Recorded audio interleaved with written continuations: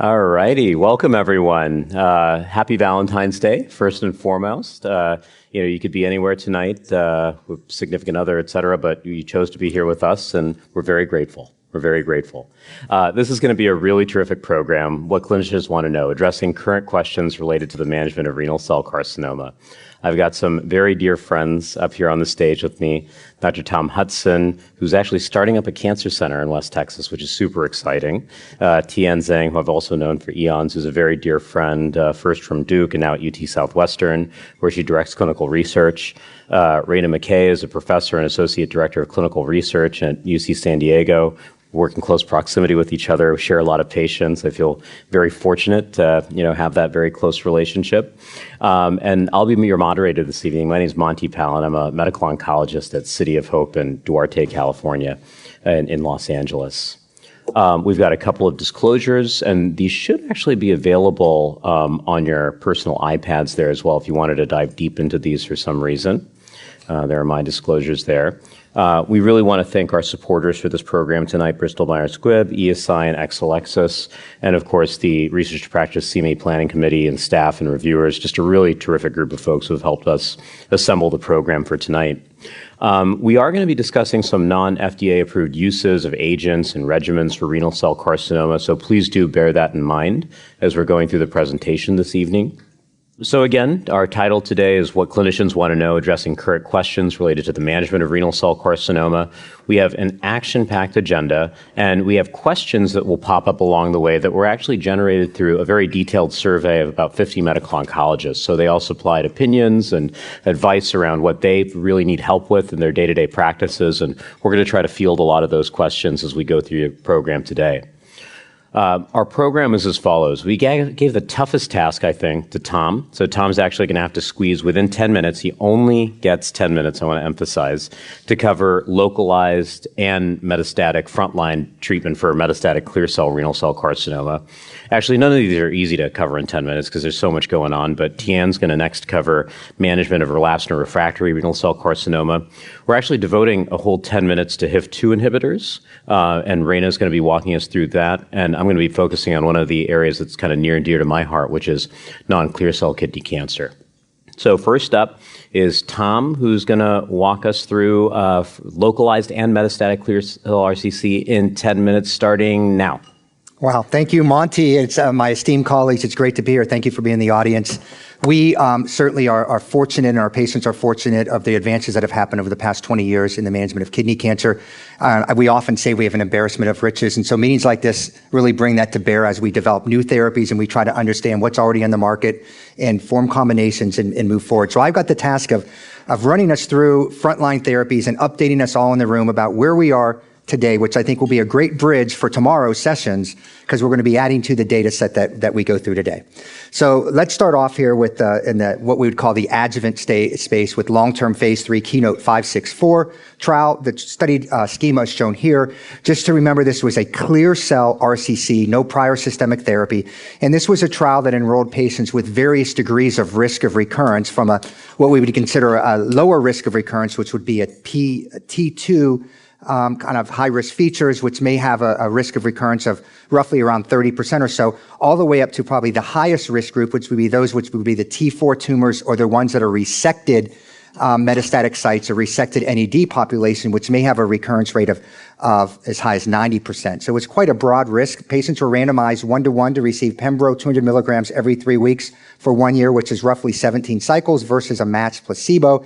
The stratification factors were shown there. And as we all know, the primary endpoint was disease-free survival by investigator. But the key secondary endpoint that we often use to base whether we're going to use this in clinic is its impact on overall survival. Other secondary endpoints were safety. This is a Kaplan-Meier curve of the overall survival curve as it stands now out with past 48 months of follow-up. You can see the landmarks from 12 months, 24 months, 36, and 48 months. They track nicely. In the greenish turquoise curve there is the Pembro curve, and it's pembrolizumab curve, and it shows separation that happens at about 1 year and is maintained throughout after 48 months.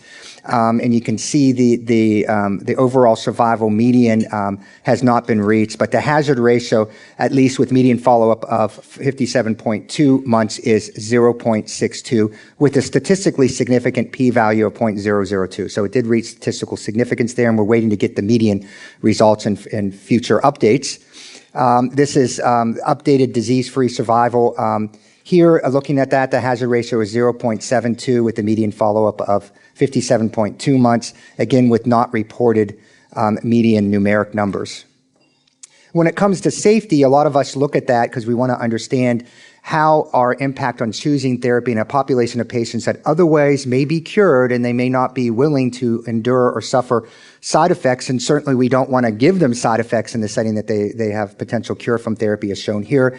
As one would expect, and what's really surprising to me is the number of side effects that you actually get in the placebo arm. So if you look over there, any cause adverse events is 91.3% in placebo. I always call that the side effects of life, Monty. It's just, that's the side effects of living. You're going to report various different toxicities. It's a little bit bump up with pembrolizumab, a few percentage points. And as expected from all of the trials we've done with pembrolizumab, we know it's a relatively safe therapy for the majority of patients. We've come very attuned to how to handle toxicity, and I see no further updates, no additional toxicity with further follow-up. And it's worked its way into the adjuvant setting here for both stage 2 and stage 3. You can see it's listed there. Please note that this is for clear cell only. Again, that's trial populations that not include non-clear cell. So moving into the first line, advanced RCC, latest data, we want to start off with our most recent updated NCCN guidelines, which are useful in the sense that you can't go wrong if you choose one of these category 1, but it doesn't really help us necessarily choose between the nuances of our therapy, and there's no randomized head-to-head trials to date. So really it is your choice, but there are some different nuances of the therapies that we'll try to bring out in my quick presentation.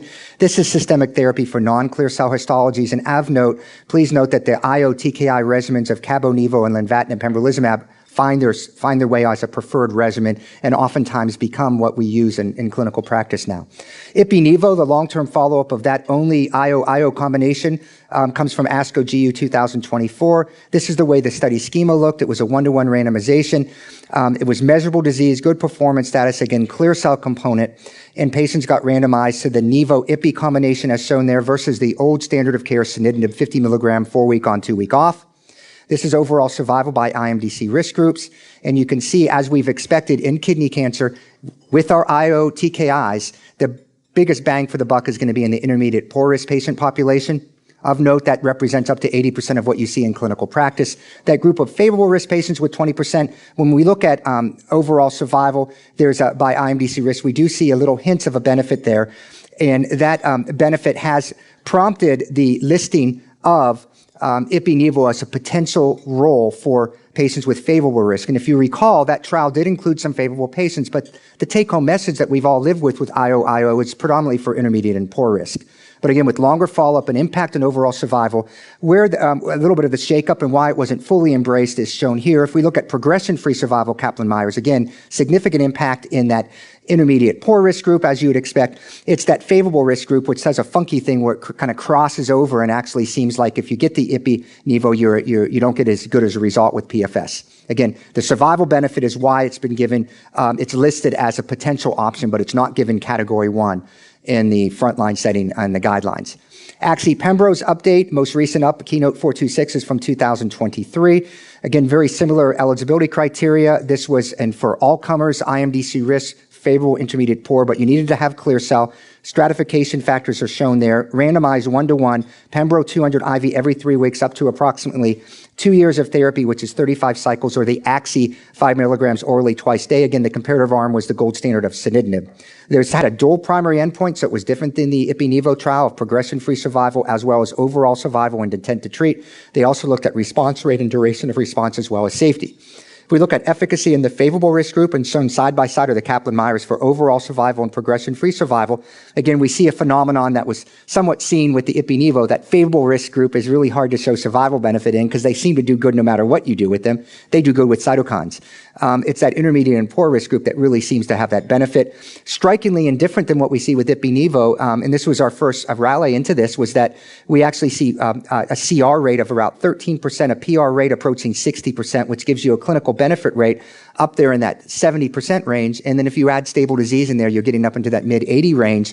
So this is one of our first therapies where the majority of our patients are going to have some type of benefit with at least stable disease, and clearly showed superiority over sunitinib. When we go into intermediate and poor risk, again, the story expands more where we actually see the most profound benefit in that intermediate and poor risk patient population. Again, still a CR rate of 10% and a good clinical benefit rate. Cabo-Nivo. I'm trying, Monty, I'm trying. Checkmate 9er trial, okay?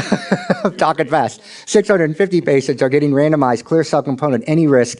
Cabo-Nivo's dosing showed there, 240 every 2 weeks. Cabo at 40 milligrams. Remember, that's less than what single agent Cabo is normally at 60 milligrams, again, compared to the sunitinib traditional dosing there.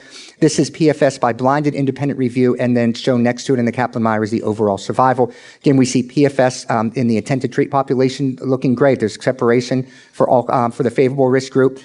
In the overall survival, again, seeing what we're kind of used to now, difficulty in showing clear separation of curves when it comes to overall survival in the favorable risk group. We see great levels of activity, even a higher reported CR rate of 16%. Again, clinical benefit rates in that 85 and 90% when you add in stable disease. And this is now intermediate poor risk, again, better impact there across the board, and again, a very brisk CR/PR rate compared to sunitinib. We are going to see updated results, so I'll refer you to Dr. Mocha's presentation tomorrow, where he's going to give the final follow-up results from the Checkmate 9er trial. And this is what the abstract shows here, just to point out that we're now seeing CR percentage rates maintained at 16.2% for favorable, 15.4% for intermediate, and poor for 6.6%. You can see the median PFS and overall survival shown here for both all three of those IMDC risk groups. As shown. The overall survival, median overall survival is 53.7 months in favorable and goes down to 34.8 months in poor risk. Lenvatinib Pembro, this is the present final overall survival from the JCO publication and patterns of progression in ASCO 2024. What we see here in the IMDC risk groups, you got favorable again, kind of that superimposed, overlapping, difficult to show. Intermediate and poor, we do see impacts on overall survival, but there's a funky thing that happens at the end where you see a kind of a crossover. We actually were able to show when we do statistical maneuvers that if you block for prior post-progression therapy, which may be different among countries, you actually see the curves maintain separated.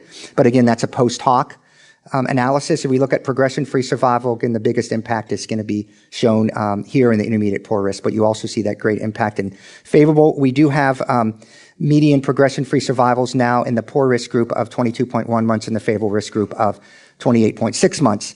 This is what's been reported previously, which is essentially showing that the more tumor shrinkage you have, as measured by response rate, the greater that impact's going to have on overall survival and best, as well as overall. And the next step in the analysis is actually what Victor's going to be presenting here as an abstract tomorrow, where he's now going to expand that analysis to look at changes in IMDC. So if you're an IMD score intermediate or poor, do you actually improve? How does that correlate with response? And he's going to look at impact on tumor progression in the responders.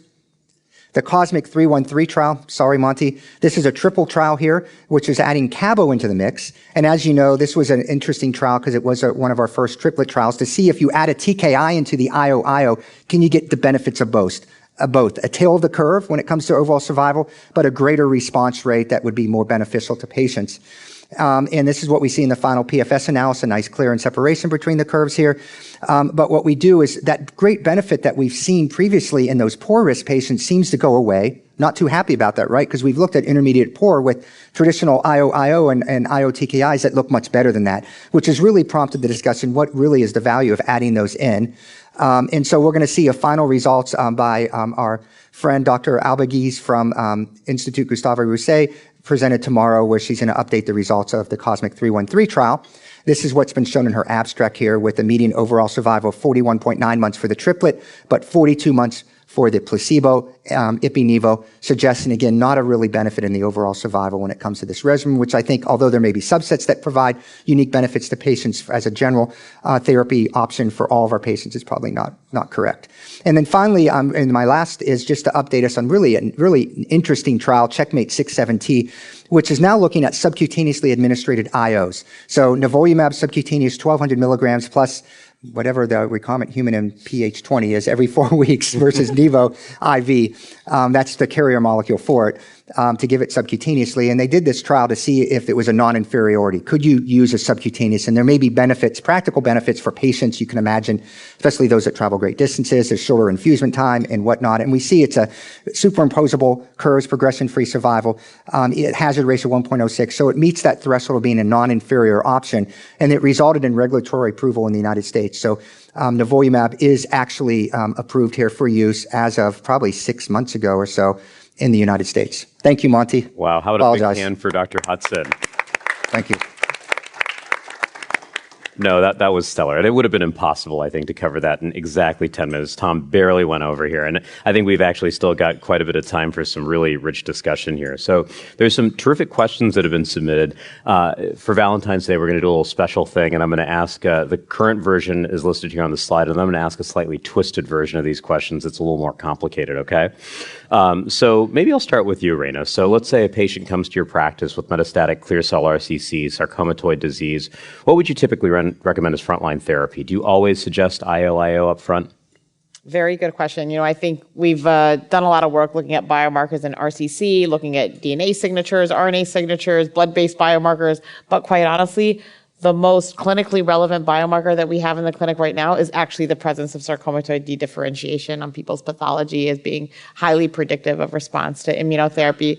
These patients do quite poorly, or historically have done quite poorly with TKI monotherapy, and I think this is the one area where I would absolutely, do IO, even in a high volume individual. Yeah. I mean, I think that's totally fair. Tom, I'm going to ask you the hard version of this question.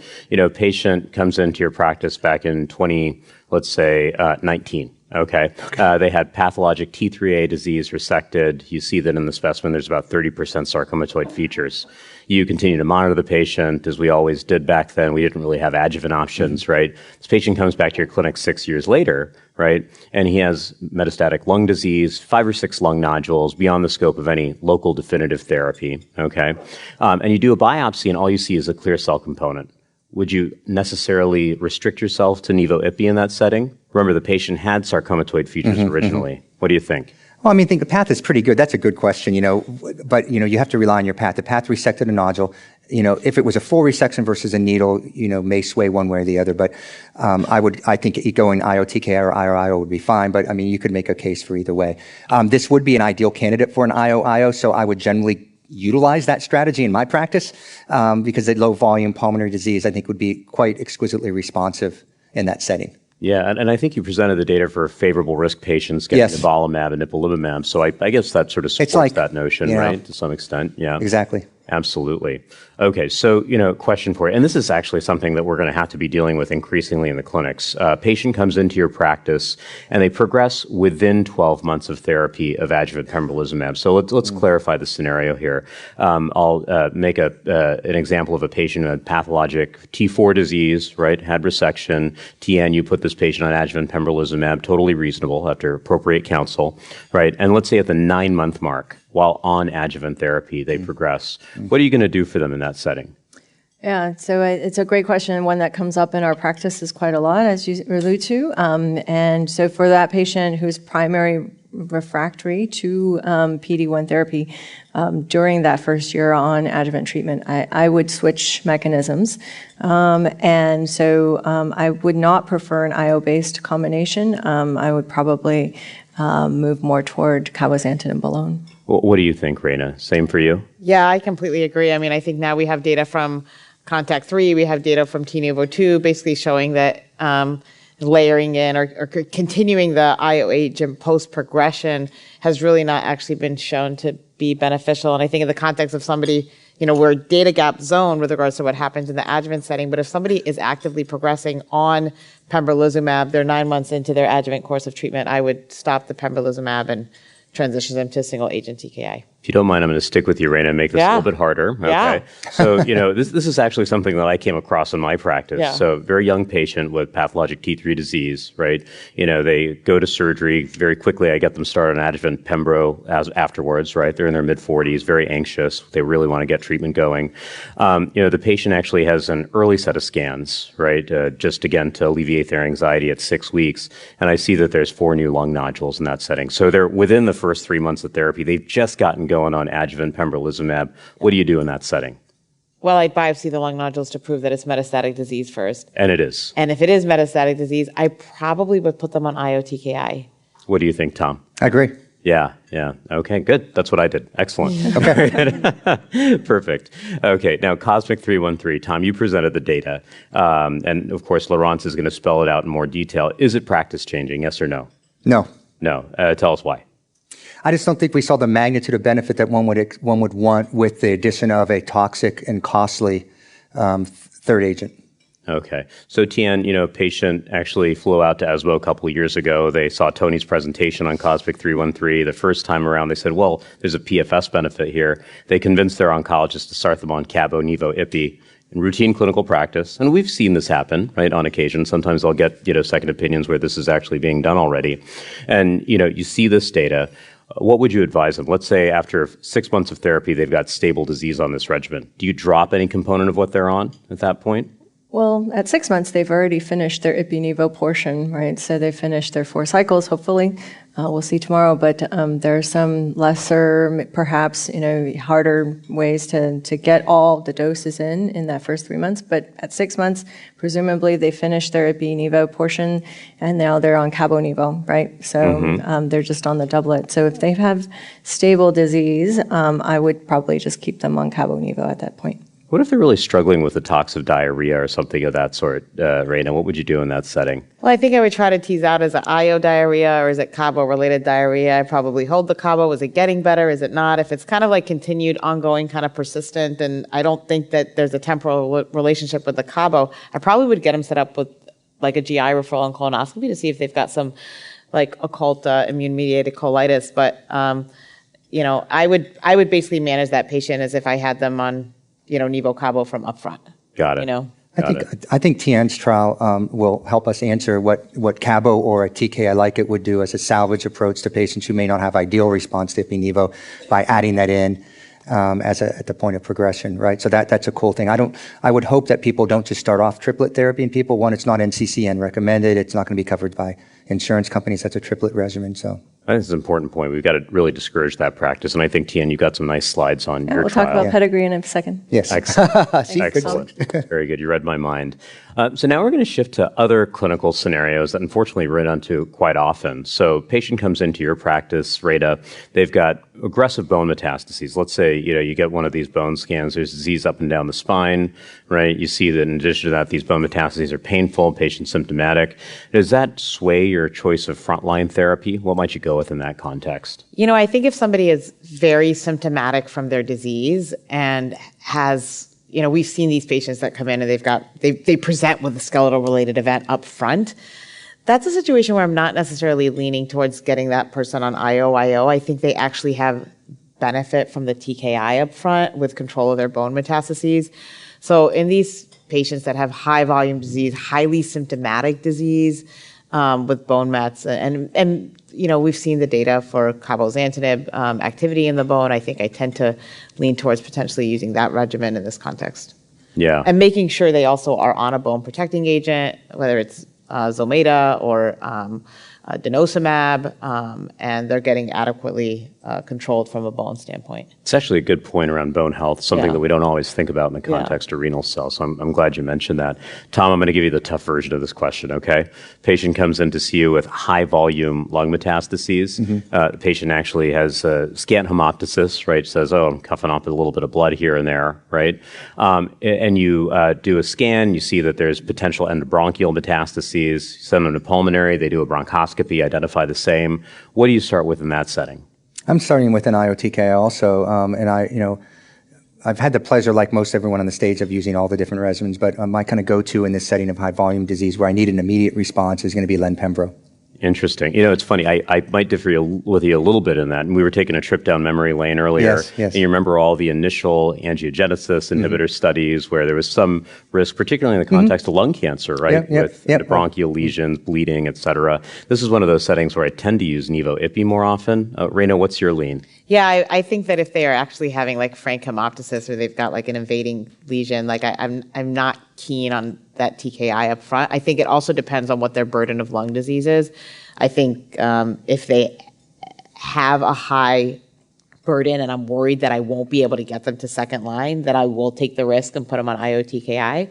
But if they're not hypoxic, you've dealt with the bronchial lesion with either SBRT or through interventional pulm, kind of doing some sort of intervention, then I absolutely would lean towards IO-IO. Tom? Just a counterpoint. So, you'd have to be prepared, though, of, clearly Ipi-Nivo has the highest, best response of progressive disease in that group. So, that's my biggest concern with that. So again, to Tian's trial that she's going to talk about here, adding in something. So if you did those first 3 months of Ipi-Nivo and you're just not getting a response, you're not seeing that clinical benefit, which can happen more frequently with that regimen than an IO-TKI, being able to add in something may be ideal for that patient population. It kind of serves both then.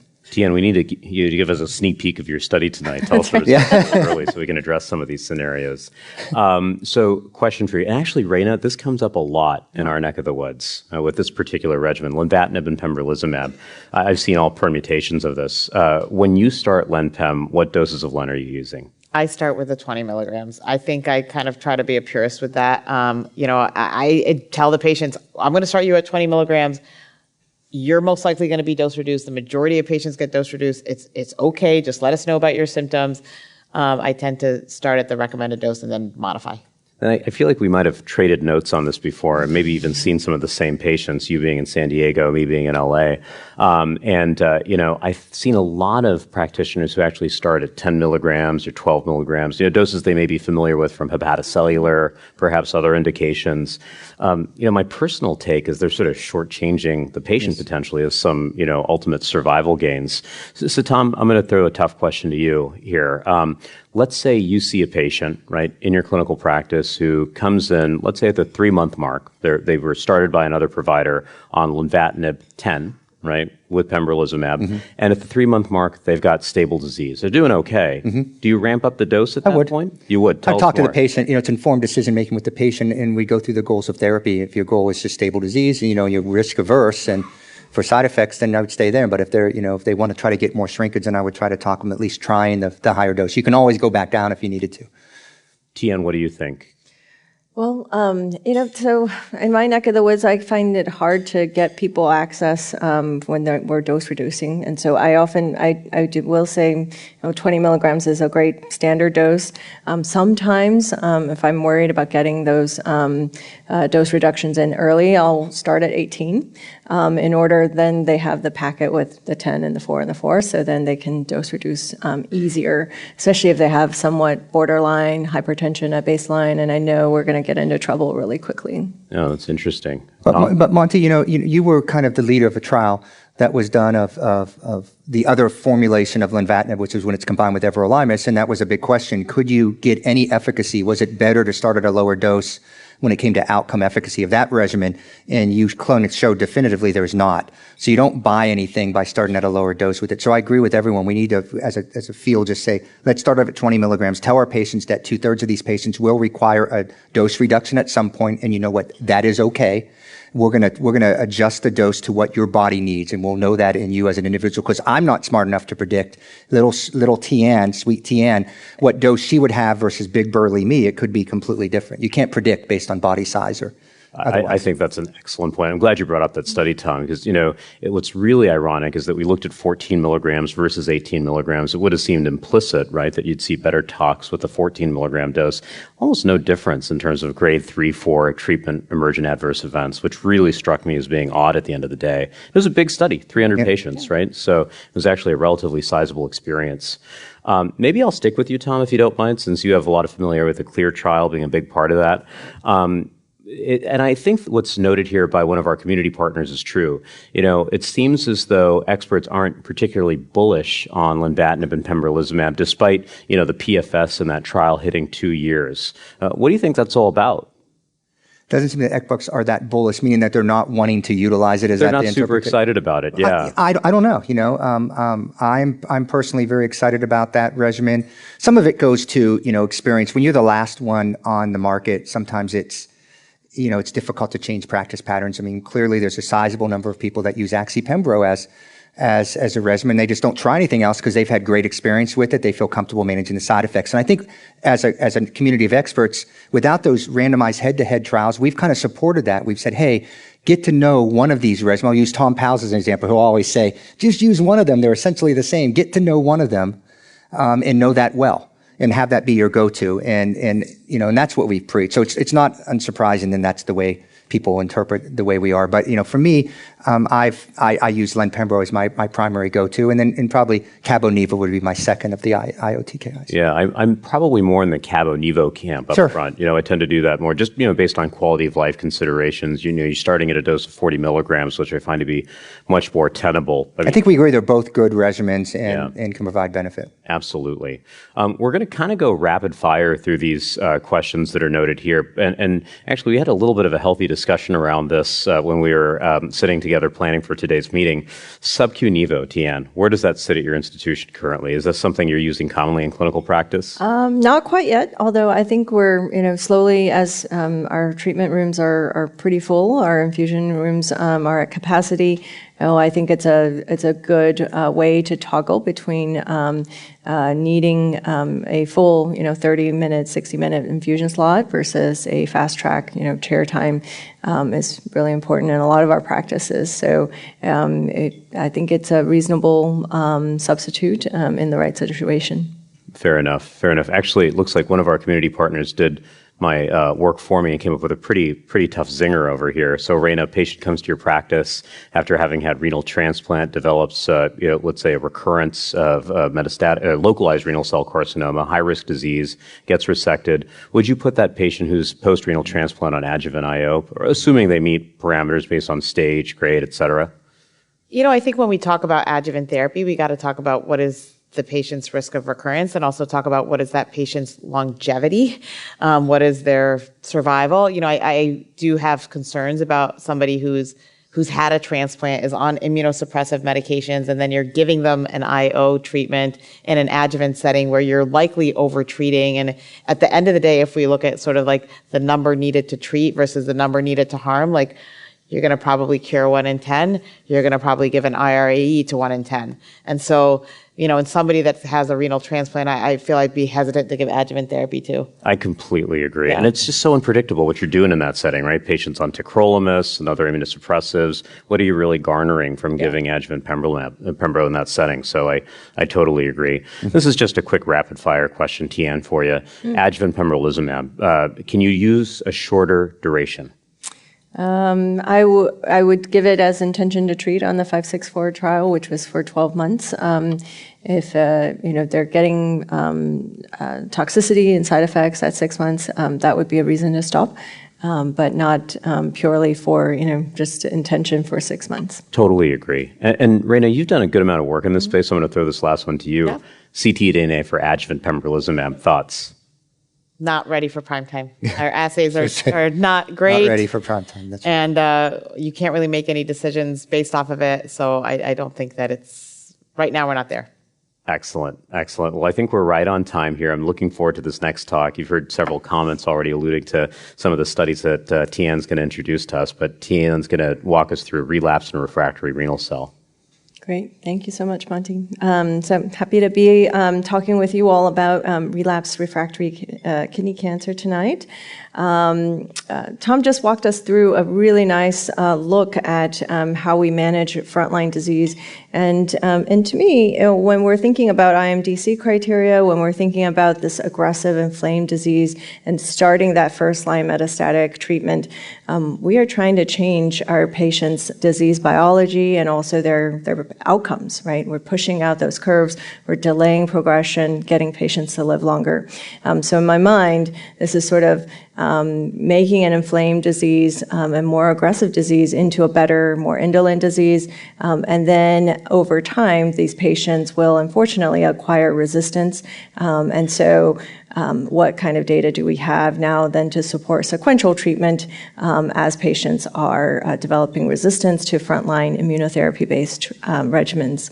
So certainly refractory disease occurs after frontline immunotherapy doublets, and what's the data?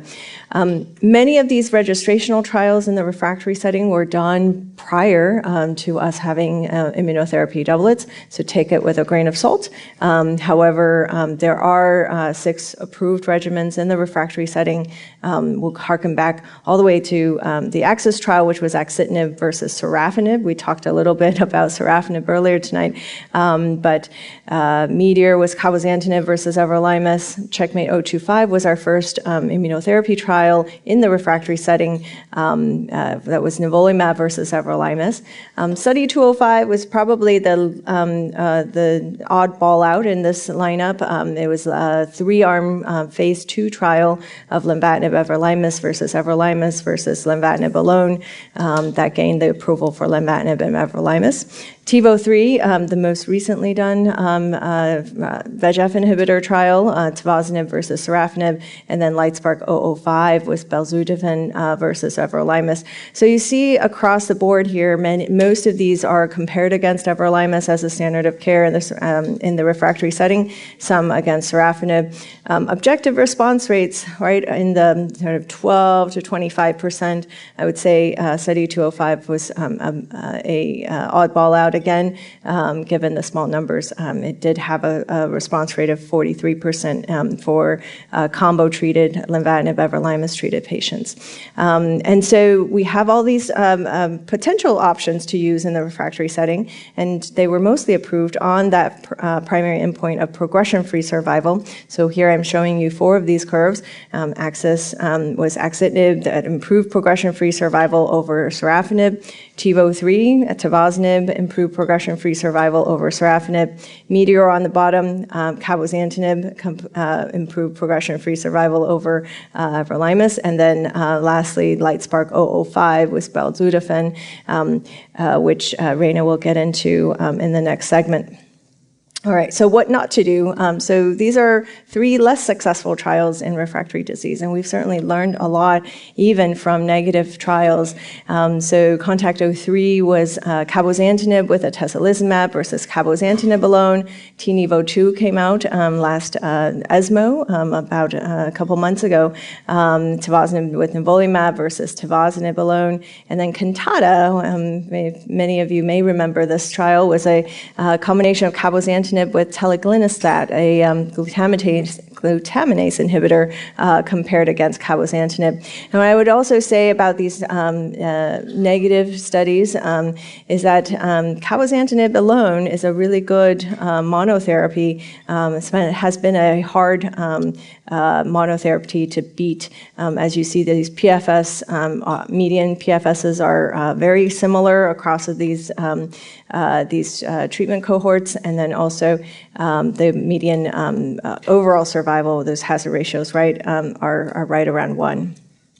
All right, so lesson learned from CONTACT-03 and TiNivo-2 is that PD-1 and PD-L1 inhibition after prior progression on immunotherapy does not improve progression-free survival outcomes.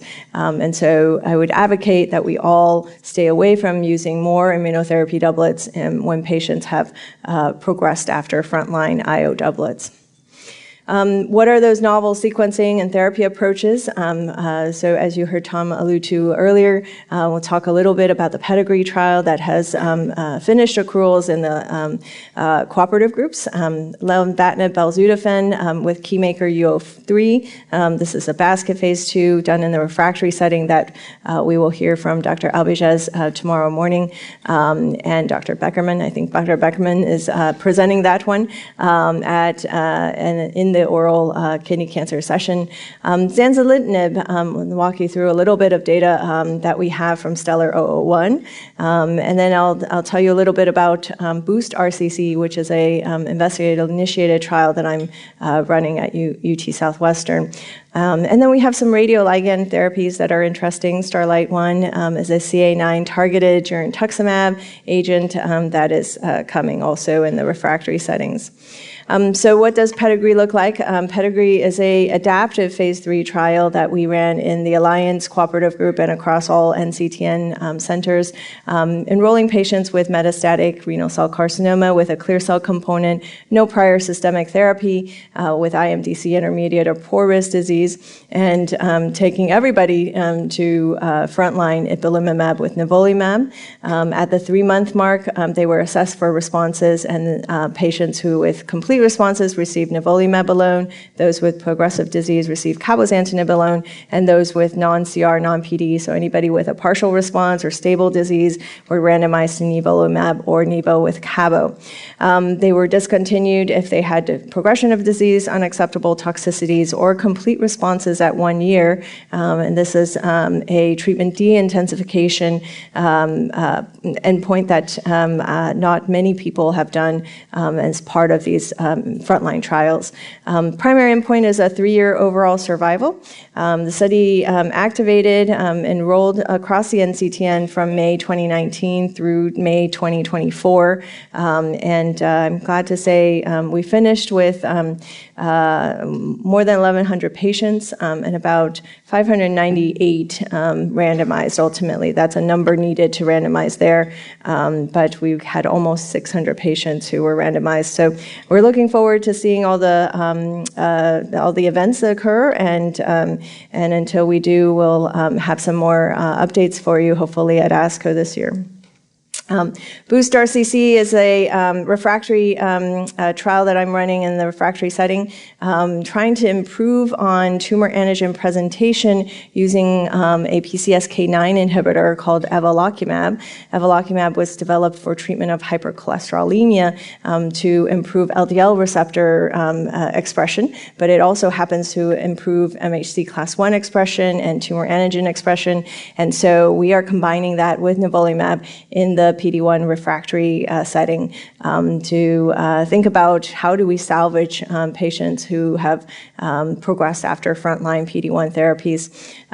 We have finished stage 1. We have 10 patients that have enrolled to the trial so far, so we're following them for responses, and hopefully we'll see some to take us to stage 2. This trial is open at UT Southwestern and MD Anderson as part of the Kidney Cancer Research Consortium. All right, walk you through a little bit of the data that we have on zanzalintinib. We saw this data from Monty now almost a year and a half ago at IKCS 2023. This was a trial in the refractory kidney cancer setting using zanzalintinib in either patients who had received prior cabozantinib or patients who had not received prior cabozantinib. And you see both in cabozantinib exposed patients as well as in patients who are cabozantinib naive. We see a decent amount of partial responses and also some stability of disease. So disease control rate, importantly, was above 80% for both of these cohorts, for both cabo exposed as well as cabo naive. So really important, I think, setting up zanzalintinib for a variety of registrational trials, and I'm really excited to see this next generation of trials with zanzalintinib read out over the years. I think there's a challenge for all of us in tackling refractory kidney cancer and those mechanisms of immune resistance. We do need to go after some of these mechanisms. Is it tumor antigen presentation? Is it T-cell exhaustion? Is it potentially macrophage changes in the microenvironment? Or is it completely something separate from the immune microenvironment milieu in general? So lots to do, and I think lots to learn as our patients many of them are progressing past frontline IO doublets. And if we do our jobs right, ultimately our patients win. Showing here a treatment of a patient who presented with kidney cancer when he was 54, developed metastatic disease in 2007, and has lived now 18 years with metastatic kidney cancer. He's seen multiple 10 lines of treatment for metastatic disease, including 3 interventional trials. He's even outlasted 3 oncologists. Lauren Harshman took care of him initially, then Sandy Srinivas across the way at Stanford, and then he moved to Dallas, and I have the pleasure of taking care of him now. And so this sort of describes to you sequencing life-extending therapies in kidney cancer really helps our patients live longer, even though we see progression-free survival intervals in our trials about 8 to 12 months.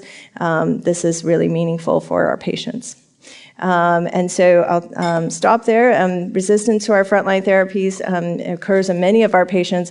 PD-1 therapy, I think, has no role for post-IO treated and refractory patients, and we should change the treatment mechanisms for patients who are IO refractory disease.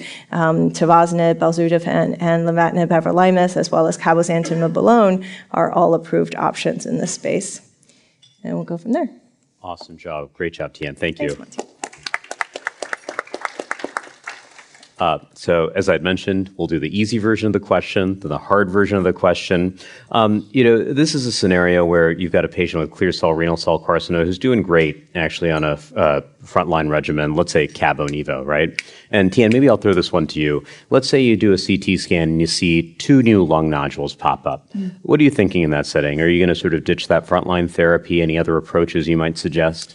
Yeah, if they're tolerating really well, and it's been, a good amount of time on treatment, with oligo progression, so 2 nodules in the lungs, I may send them to our radiation oncologist and think about radiating those oligo progressing lesions while keeping them on the regimen they've tolerated and been responsive to for a while. If they're truly not tolerating that regimen and we see, really symptomatic disease, those may be ones where I switch our systemic treatments. Very good. Okay, I think that makes perfect sense. And then to just sort of spice it up a little bit, Rana, maybe I'll ask you, this is something I want to lean on you for since you have a lot of expertise with radiotherapy trials and so forth. Let's say it's not just 2 new lung nodules, but let's say it's 7, right? And do you take that case to the surgeons? Do you take it to tumor board and talk to radiation oncologists? What's a good, acceptable definition for oligo progression? Very good question. We just recently had a meeting where we posed this question to a group of KOLs, and I think the answer is there is actually no defined definition. I think when we think about, the pan-solid tumor oligometastatic studies, typically 5 was used in the context of those trials. But I mean, this if somebody has multifocal disease progression, 7 new sites of disease, I think this speaks to a systemic process where I usually am leaning towards switching around their systemic therapy as opposed to offering metastasis-directed treatment. Yeah, I think that makes perfect sense. There's a real art to it, isn't there? I mean, sometimes if you see that these 3 little lung nodules and 4 others are clustered into, sort of separate lobes that can be wedged out, you do it, right? You do it. Yeah. But agree with you that there's no hard and fast rule in this case of what oligo progressive disease represents. Tom, I think Tian did a really excellent job of really sort of driving a, nail into this idea of doing immunotherapy rechallenge. But let's say, you see a patient who was on Cabo-Nivo in the upfront setting, okay, progresses on that, and then comes to your clinical practice on Len-Pembro. Let's say they're doing reasonably well with the toxicities and so forth, right? They've garnered stable disease after a period of maybe 9 months or so. You review Tian's presentation, which clearly says no need for IO after IO. Do you drop the Pembro or do you keep it going? That's a tough case. I told you, yeah. Because a lot of it's the patient trust. So, I mean, again, it's shared decision-making with the patient. What are they willing to suffer with? Because, heaven forbid, you drop that because of science. You say there's no science to support this, and I would never have started it. But you drop that on the patient, and then they progress. Mm-hmm. So what have you done? That patient, has to buy into that, or you just haven't served that patient well. Right. So it's that same kind of discussion you have when you're trying to withdraw therapy from patients and you're saying, okay, there's really no evidence of continuing on your therapy now. You've had this prolonged period of stable disease. Let's try to wean it back a little bit. And some patients just are absolutely would not want to do that, and others are game for it. So it's really a tough situation. But I would definitely be having the conversation with them in a low threshold to want to stop it. And that's what I would. I mean, it's a really tough decision. I don't think one answer fits each patient scenario. What do you think, Rana? I think it's challenging. I think actually recently Dave McDermott was giving a talk on this very topic, and we don't know what the right answer is, that there's probably a group of patients who actually do need to continue the maintenance, pembrolizumab or IO therapy, and some that can get by without it. We just don't necessarily have a biomarker to predict who those individuals are per se. So I don't think we have a right answer. I think it also depends on what's actually going on with the patient's scans. I think in my clinical practice, if somebody has a CR and there is no evidence of disease that I actually see on their imaging, we have excellent data that those people who get into a CR, the likelihood that they're going to end up then getting out of a CR is low. And so in that situation, I will say, you've got a complete radiologic response, we can peel back. Yeah, that makes a lot of sense. This next one's a tough one. It's more of a hypothetical scenario since, as you pointed out, Tom, we're not doing a ton of Cabo, Nivo, Ipi in the frontline setting.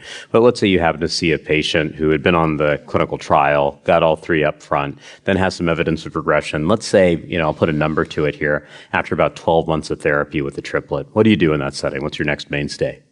Well, okay, so we made the decision already that's been enough progression to warrant a change of therapy. Exactly. Then for me, it would be going to lenvatinib everolimus as a second line, generally is what I would do.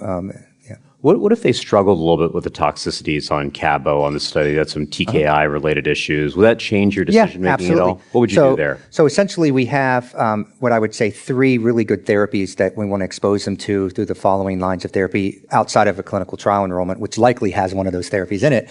So it would be either lenvatinib everolimus, it would be tivozanib, or it would be belzutifan. So I'd be looking at one of those options, and if they had a lot of side effects, it would be the decision would be, do you go with tivozanib or do you go with belzutifan? And, we really don't know what the right sequence is. And so I think you would ask a lot of doctors, you're going to get as many choices there.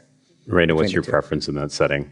I think it depends. I think if somebody is really struggling with TKI-based toxicity and they've already been exposed to IO TKI, then I would consider potentially giving that individual belzutifan and seeing how they do with that agent. I think, if they are, having significant disease burden, significant disease progression, high volume liver mets, that's where I'm really leaning towards Len-Ev, where response rates may be a little bit higher. So I think a lot of it depends on the clinical scenario. Got it. Exactly. Got it. We're going to make this next question here a little bit tougher by asking for one specific answer, okay?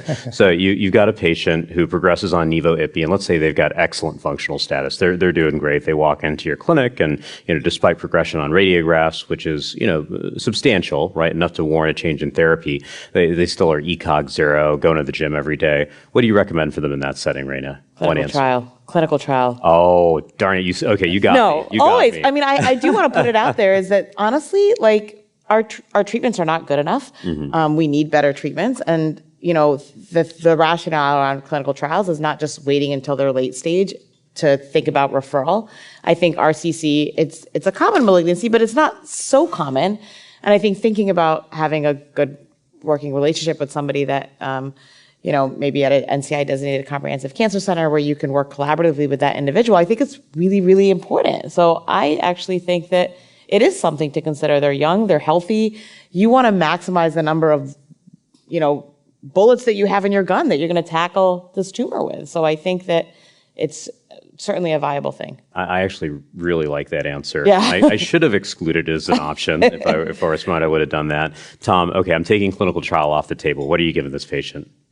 Probably cabozantinib. You said they didn't get Cabo-Nivo first? So no, they got Nivo Ipi in the frontline setting. Oh, Nivo Ipi in the frontline setting. Generally, my practice pattern has been to give Cabo next in that setting. And Tian, what if that patient came to your clinic in a wheelchair? They're ECOG 2, they're not so functional at home and so forth. What do you go into as your second line mainstay in that setting? Second line after Ipi-Nivo, I do also think about cabozantinib because I think it's a really good drug and can be tolerated quite well. I may dose reduce upfront. I wouldn't start at 60 for somebody who's quite frail. Interesting. Okay, very good. And this next question that's being posed within the first bullet point over here really lends itself to Pedigree, your trial. So in this particular context, if you saw a patient who is progressing on Nivo/Ipi, would you consider maybe throwing in a sprinkle of cabozantinib there? Well, that would not quite fit Pedigree because Pedigree, they would have sprinkled in cabo, at 3 months and not wait until they progress. I do think this sense of when do we escalate therapy is an interesting one. If triplet, right, is too toxic up front, at least the cabo-ipi-nivo one, and we are delaying some of that cabozantinib exposure, then when is the right timing? And so on Pedigree, we're taking people who are essentially stable, right? They have at least resist stable disease, and they're going into getting some cabo sprinkled in at 3 months. So 5 months, and if they're really progressing, they don't quite fit that criteria, but I think either adding in or switching to cabozantinib would be my approach. Okay, very good. I think that's very reasonable. Rana, I'm going to jump to this next bullet point over here, and let's envision a situation in which you do what I commonly do, which is to start a patient in the upfront setting on cabo-nivo, right? So a lot of us mentioned that maybe after nivo-ipi, cabo might potentially be our mainstay. What are you using as second line in that situation? And you can give me one answer and not clinical trial. Okay, one answer. Generally, it's Lenev. Okay. Yeah, is that, I see you nodding your head, Tom, is that your mainstay as well? Pretty much. Yeah, what do you think, Tian? Yeah, I think Lenev is a good option. That's interesting. I'm using a lot of tivozanib in that setting, but I find that, functionally sometimes it's a little challenging to offer patients Lenev in that context. Tell me scenarios when you might offer something different from Lenev, Rana. Slow progressor, maybe a little bit more frail individual. Maybe they are really struggling with their TKI, then I would offer tivozanib. Same situation, I would probably also consider offering belzutifan. I think if somebody has seen IO, seen VEGF, I'm not opposed to earlier belzutifan use in select patients. And I'm going to push you a little harder on that one, Tom. Why Lenev? You presented the data to us, or Tian did rather, from the trial leading to FDA approval, just 150 patients, only 50 who actually got Lenev in that study. I mean, it's a really well done randomized phase 2, but it's a phase 2. Is the data trustworthy enough, you think? In my opinion, being involved with that medication from the phase 1 experience onward, it has been. I've had great results with it. I've seen it work in the refractory setting in patients who were refractory to even cabo. So I think when you use it, you get a familiarity with it, and you can go to it with a strong likelihood of benefit. It's that likelihood that when I give that and take that off the shelf and give it to a patient who really needs to have at least stable disease or some type of response, that I feel that 2/3 of the time or 75% of the time I'm going to achieve that with that therapy. And in my hands, Lenev does that, and I think the data supports that it does that. Yeah, fair enough. I mean, I can't disagree with you there. I do think that, some of the dose-finding studies that we've done subsequently are complementary to some of those initial data sets and really do support some of that initial evidence. So I really can't disagree with you So Monty, at all. can I just ask the question to the team here, and I'd like to learn from you all. It comes down to that belzutifan tivozanib person, because we know one of the neat things about tivozanib is that it tends to have a really nice, more gentler side effect profile. And you've been involved in that study. We've both been involved in the study, and we've seen long-term follow-up suggest that there's no accumulative toxicity. Belzutifan also, different mechanisms of action, equally seems to be well tolerated with some unique side effects. The concern that often comes to me, and people will ask me, what about that time to response? Or what of that period of time where you don't seem to have a benefit with the belzutifan? Does that make a certain type of patient not one you would give it to? That is exactly it for me, actually, time to response. And I find that to be so unpredictable, right? You get that set of scans, right? It shows that there's 2 or 3 new lung nodules. You don't know if that's going to double or triple over the span of the next month or two, right? And it's a bit of a gamble. So, I tend to find myself using tivozanib just because I don't know whether or not that patient has rapid disease kinetics at the time they're first manifesting with progression for the most part, right? It's just highly unpredictable. Rana, your thoughts? No, I completely agree. I mean, the primary PD rate for belzutifan from 005 is over 1/3 of patients are going to have primary PD. The primary PD rate is actually lower in the tivozanib group when you look at that. So I do think that there is a phenotype that is going to be better suited for belzutifan. I think the flip from a quality of life standpoint for those individuals that can apt to get belzutifan, it's so nice to get a TKI break. They really relish in the TKI break when you're able to get that in and get it, get the treatment going. But I do worry about that primary PD rate. Yeah. I know you're going to tell us more about belzutifan, but I find that, that phenotype, if you will, of a clinically, responsive person who's very much HIF-driven, that's hard to tell, right? And it's somewhat of a clinical gestalt of what do we think is this person going to be, that sort of more indolent, more angiogenically driven, more HIF-driven tumor that might respond. But when people respond, they respond very well to belzutifan. And, obviously the VHL population has that exquisite responsiveness, but I would love a biomarker to help us decide, right? And that very hard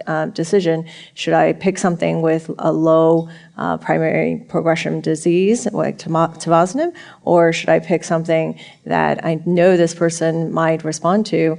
And I'd love a biomarker for belzutifan. I have a lot of questions about that. We're going to probably save those for after Rana's presentation. Definitely something I go to bed at night thinking about. Very, very interesting thought there. Brain metastases. Is there a preferred TKI in that setting, Tom Hutson? Oh, gosh. No. There is, from going back from the beginning, first generation TKIs, there's always been interest in even things like sunitinib and its ability to penetrate. And going back from there's been concerns that there can be some penetrance, but it's not a reliable penetrance into the brain. So that's one of the concerns with that.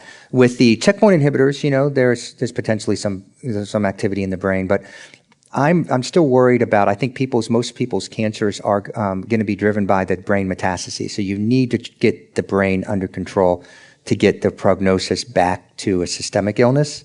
Without controlled brain, you have a 2-month survival. So it's really trying to get that back. But my experience has been, I don't have a preferred enough to rely on it, not like cytotoxic chemo, like testicular cancer, where you're like, okay, let's not mess with the brain, let's give them cytotoxic chemo. Sometimes we look up there and it's gone. Type of thing. I don't see that with the TKIs. Yeah. I will say that in this particular setting, I do lean on cabozantinib pretty heavily. And, there's a paucity of evidence in general, but Tony and Rana and others have a really nice paper in JAMA Oncology. So what's the reality of that? What's the I think for patients that have asymptomatic, small brain metastases, you can get some effect in the brain with cabozantinib. So I think there is data. We were just chatting about this a little bit kind of in the break kind of leading up to this. There are some people that have, brain metastases with necrosis, edema that's seen. You radiate them, they still struggle. That's a situation where I actually lean on bevacizumab, and I actually work with our neuro-oncology colleagues to give Bev. It's not a very common scenario, but in the scenario where you are struggling and you have patients on steroids and they're continuing to have issues, I lean on that. Yeah, for all the young folks in the room, the bevacizumab, right, was the Avorin. first Avorin, genetically looked at in renal minus the interferon, right? There we go, exactly. So speaking of adding or subtracting drugs here, lenvatinib, Tom, what is everolimus actually doing when you give everolimus with it? That's a good question. I mean, there is a story. And so, although people blame oncologists of just kind of throwing things at the wall and seeing what sticks, that's what we did in cytotoxic land. Historically, you wanted to have two agents that at least had some degree of individual activity and combine them and see if they produce synergy or at least additive benefit. But there was a story with everolimus and its ability to impact mTOR, and that seemed to make sense because it was working on, at least we thought in theory, that the mTOR inhibitors could work on reducing production of proteins like HIF. They could reduce that production, and so there was a thought with that. So not only did the mTOR pathway have its own ability through its gluconeogenesis and cell cycle traverse to have some effect there, but also there was effect on protein production, that there was a thought that maybe there was a benefit there. And so you're attacking that VEGF pathway, the VHL pathway, a different way, in that there could be at least an additive or synergistic effect. I mean, there was a thought. Yeah. So when you saw the diagram, you could give that story out there. Now, whether that's actually been, clinically, when we do the combination, we see when you look at the curves, even from the basic science, preclinical models, there seemed to be at least an additive benefit of the combination. So there was something happening, but I don't think we really know. Yeah, well said. I know we're running a little over time, but I really do want to ask this last question. Patient comes to your clinic. What phase 1 clinical trial in renal cell carcinoma are you most excited about right now? Rana. Most excited about ARC-20 with a novel HIF-2 alpha inhibitor. I think that's, it's going to be interesting to see how that pans out with different combinations that are being tested in frontline and combination. Yeah. I like that one. Tian? I have one open of a T-cell engager, Oh, bispecific, that's showing some activity in kidney cancer. I think we need more targets in general. And so the Janux T-cell engager is the one I'm excited about. Tom? I like there's 2 trials by a company called Hypercell, two different assets. One works on a stress pathway. The other one was a PERK inhibitor. I don't know if they have formal names, but I know Rana always knows the names of these things. HC7366. Yeah, there's she knows all that stuff. So that combined with one's being combined with TKI, the other's being combined with a belzutifan product. They seem to be really good. And what I call them 3rd generation therapies because they're novel targets and novel pathways. Yeah. Excellent. I'll make a quick plug for CAR-T, AB2100, CTX131. There's a whole slew of interesting CAR-Ts in development with very unique targets for renal cells. So lots of promising stuff out there. And with that, we're going to turn it over to Rana. We've had a lot of questions emerge around HIF-2, so you're going to tell us how to answer them. Yeah, so super excited because I get to talk about the new kid on the block. All right, so we'll talk about the role of HIF-2 alpha inhibitors, both in sporadic and VHL-associated RCC. These are the objectives. We won't go through them for the interest of time. VHL mutations really drive the pathogenesis of RCC, and the finding that actually VHL is the predominant driver mutation in the early 1990s actually really led to all of the therapeutics downstream that have since been developed, both VEGF inhibitors and also HIF-2 alpha inhibitors. And this is work that we have done looking at sort of the prevalence of VHL alterations across different RCC subtypes. Over 80% of clear cell RCCs will harbor VHL. We do see some VHL across the non-clear cells as well, but not to the same degree that we see it in clear cell RCC. When we think about the HIF-VHL pathway under conditions of hypoxia or in the context of VHL loss, VHL is in essence a tumor suppressor gene, if you will, that flags HIF within the cytoplasm for proteasomal degradation. So when HIF is present, neurotoxic condition, HIF is flagged, and then it kind of gets degraded in the garbage disposal of the cell. But when VHL is non-functional, HIF will overaccumulate within the cytoplasm, dimerize, enter into the nucleus, bind to HREs, and then cause all this badness, VEGF production, and angiogenesis, metastasis, and so forth. And so, we are working on blocking that downstream, or I should say upstream pathway of VEGF. So the story around, HIF-2 alpha and its development, I know this is a CME, but I always like kind of getting a little bit of history in there, and this kind of stems with all the work that was done at UT Southwestern actually in the early 1990s or late 1990s, basically identifying, HIF as a potential target, and in 2003 actually identifying the pocket in the protein that could potentially be targeted. And Peloton actually developed the first therapeutic that was tested in humans in 2010. And actually, first publication was in 2018. And very short development time, Peloton Merck acquired the drug from Peloton and ultimately ended up leading to its first approval in 2023. So it's really been actually exciting to see, or first approval in 2021 for VHL disease and then 2023 for sporadic. So let me highlight the LIGHTSPARK-005 study. This is the landmark study that ultimately ended up resulting in the approval of belzutifan for refractory RCC. This study enrolled patients who had a clear cell RCC, who had progressed on prior VEGF and also progressed on prior IO, randomized patients to belzutifan at 120 milligrams daily versus everolimus. The primary endpoint was PFS and also looking at OS as a dual. And then you can see the breakdown for the treatment population. There were some patients that, had more limited lines of therapy that were kind of second line in this population, but also some heavily pretreated as well. And this is the top line data. This was a positive trial resulting in a statistically significant improvement in PFS. And when you look at the medians, you don't really kind of get a sense for the benefit from the medians. But if you actually look at the KM curves, the curves do separate. When you look at landmark PFS, you can see a separation of the curve with regards to PFS. No benefit from an OS standpoint, and I think some of us were a little bit surprised to see the lack of benefit there given the later stage in which this drug was tested. When we look at the response rate, and we've been kind of alluding to this response data, overall response rate just over 20%, but that primary PD rate is around a third, which is a little bit actually higher than what is seen with everolimus. So I want to kind of share some updated data that's going to be presented tomorrow during the RCC day here at GU ASCO, abstract 538, presented by Guillermo de Velasco, looking at subset analysis from LIGHTSPARK-005. Here is just the data that was presented within the abstract, so you can glean. They looked at outcomes based off of bone, liver, and also some centimeter of target lesions, and see a kind of a consistent benefit across these subgroups. But hopefully we'll see more data tomorrow around this subset analysis. And then LIGHTSPARK 013 was a smartly designed study which was actually looking at different dosing paradigms for belzutifan, looking at both the 200 milligram Q-day dose and also the 120 milligram Q-day dose. And the 120 milligram is the dose that's actually FDA approved, and demonstrated that there was actually no difference with regards to efficacy in these two doses. Response rate in this heavily pretreated population was on the order of around 18% in both groups, and there was no difference there. You could see the waterfall plots almost look nearly superimposable. This work was led by Dr. Agarwal. And there was a nice meta-analysis that was actually conducted for belzutifan safety. This is a new drug with a different mechanism of action. It's different than the TKIs that we're used to. These data were presented at KCRS over the summer of last year, looking at a pooled analysis of the LIGHTSPARK series of studies, ultimately looking at outcomes for over 500 patients across these studies. And it was nice to see the AE data presented.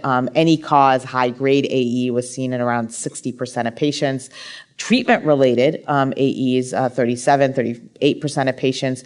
AEs that actually led to drug discontinuation, low, less than 10%, 6%.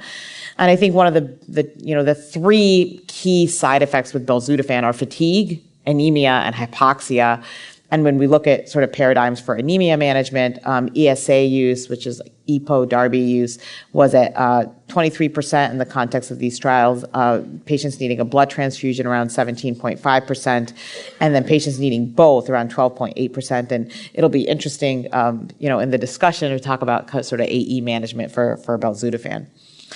And then the other piece to highlight that was really nice that was done in the context of this meta-analysis was the time to first onset of any grade AE. So when would you expect to see that anemia? How frequently do I need to monitor somebody's CBC? And then anemia actually tends to come on pretty early. You can see that the median time for the anemia there was actually within the first month, probably when people are coming in for their first, they've been on drug for a month, come in for your first assessment, get your CBC done, and then patients are anemic. So kind of be on the lookout for that. And similarly, the hypoxia too, average time is 31 days.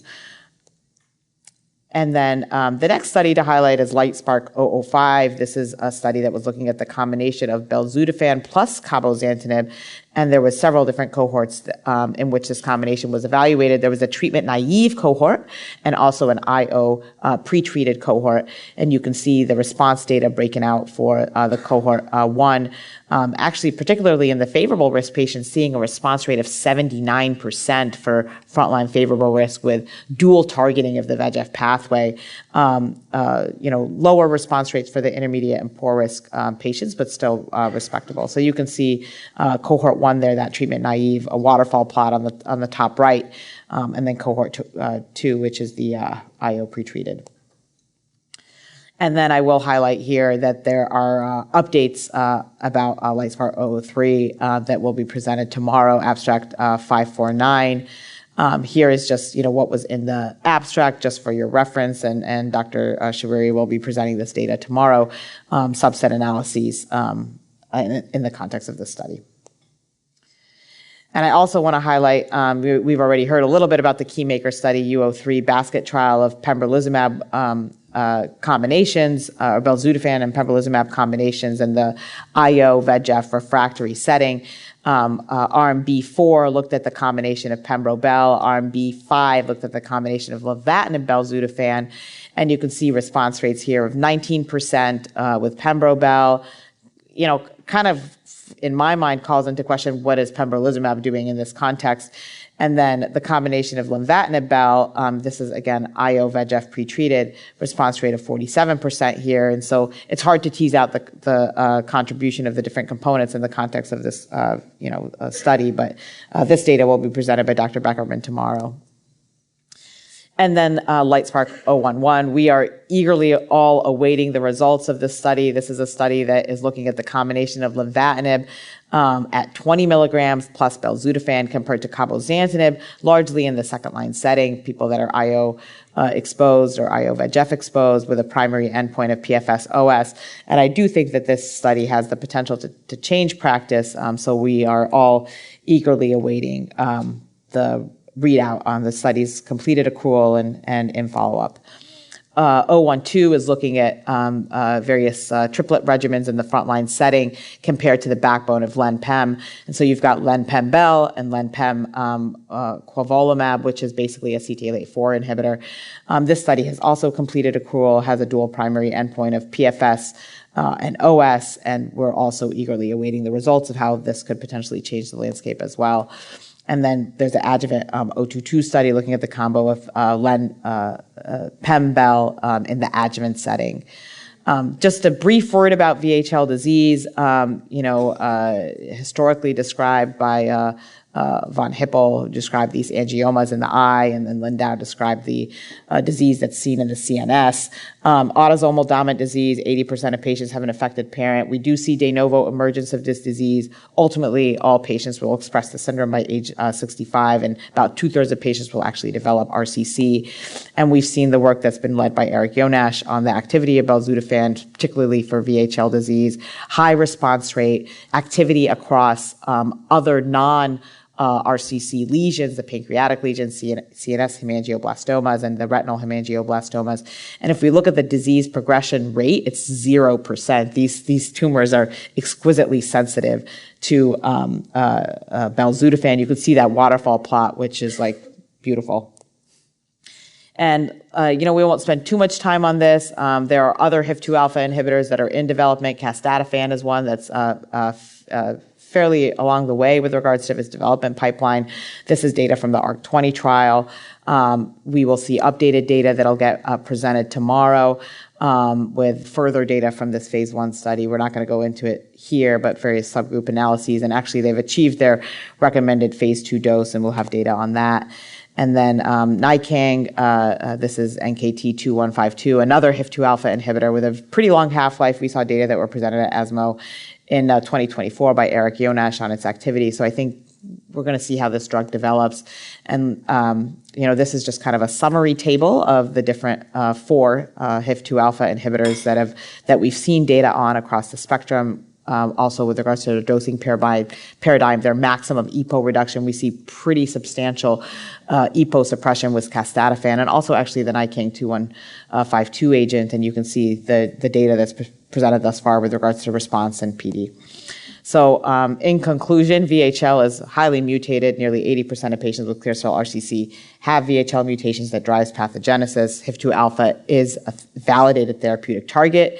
Belzutifan is the first FDA-approved agent that is a HIF-2 alpha inhibitor in this disease. There are on-target toxicity related to Bel, anemia, hypoxia, and it's being looked at in various combinations, and there's other HIF-2 alpha inhibitors that are being developed. So sorry for the going over a little. No, that was perfect, Rana. Thank you. Excellent talk. I have to say, I always pick up, several pearls, and the von Hippel-Lindau history is something that I wasn't aware of. So thank you for that. That was actually super interesting.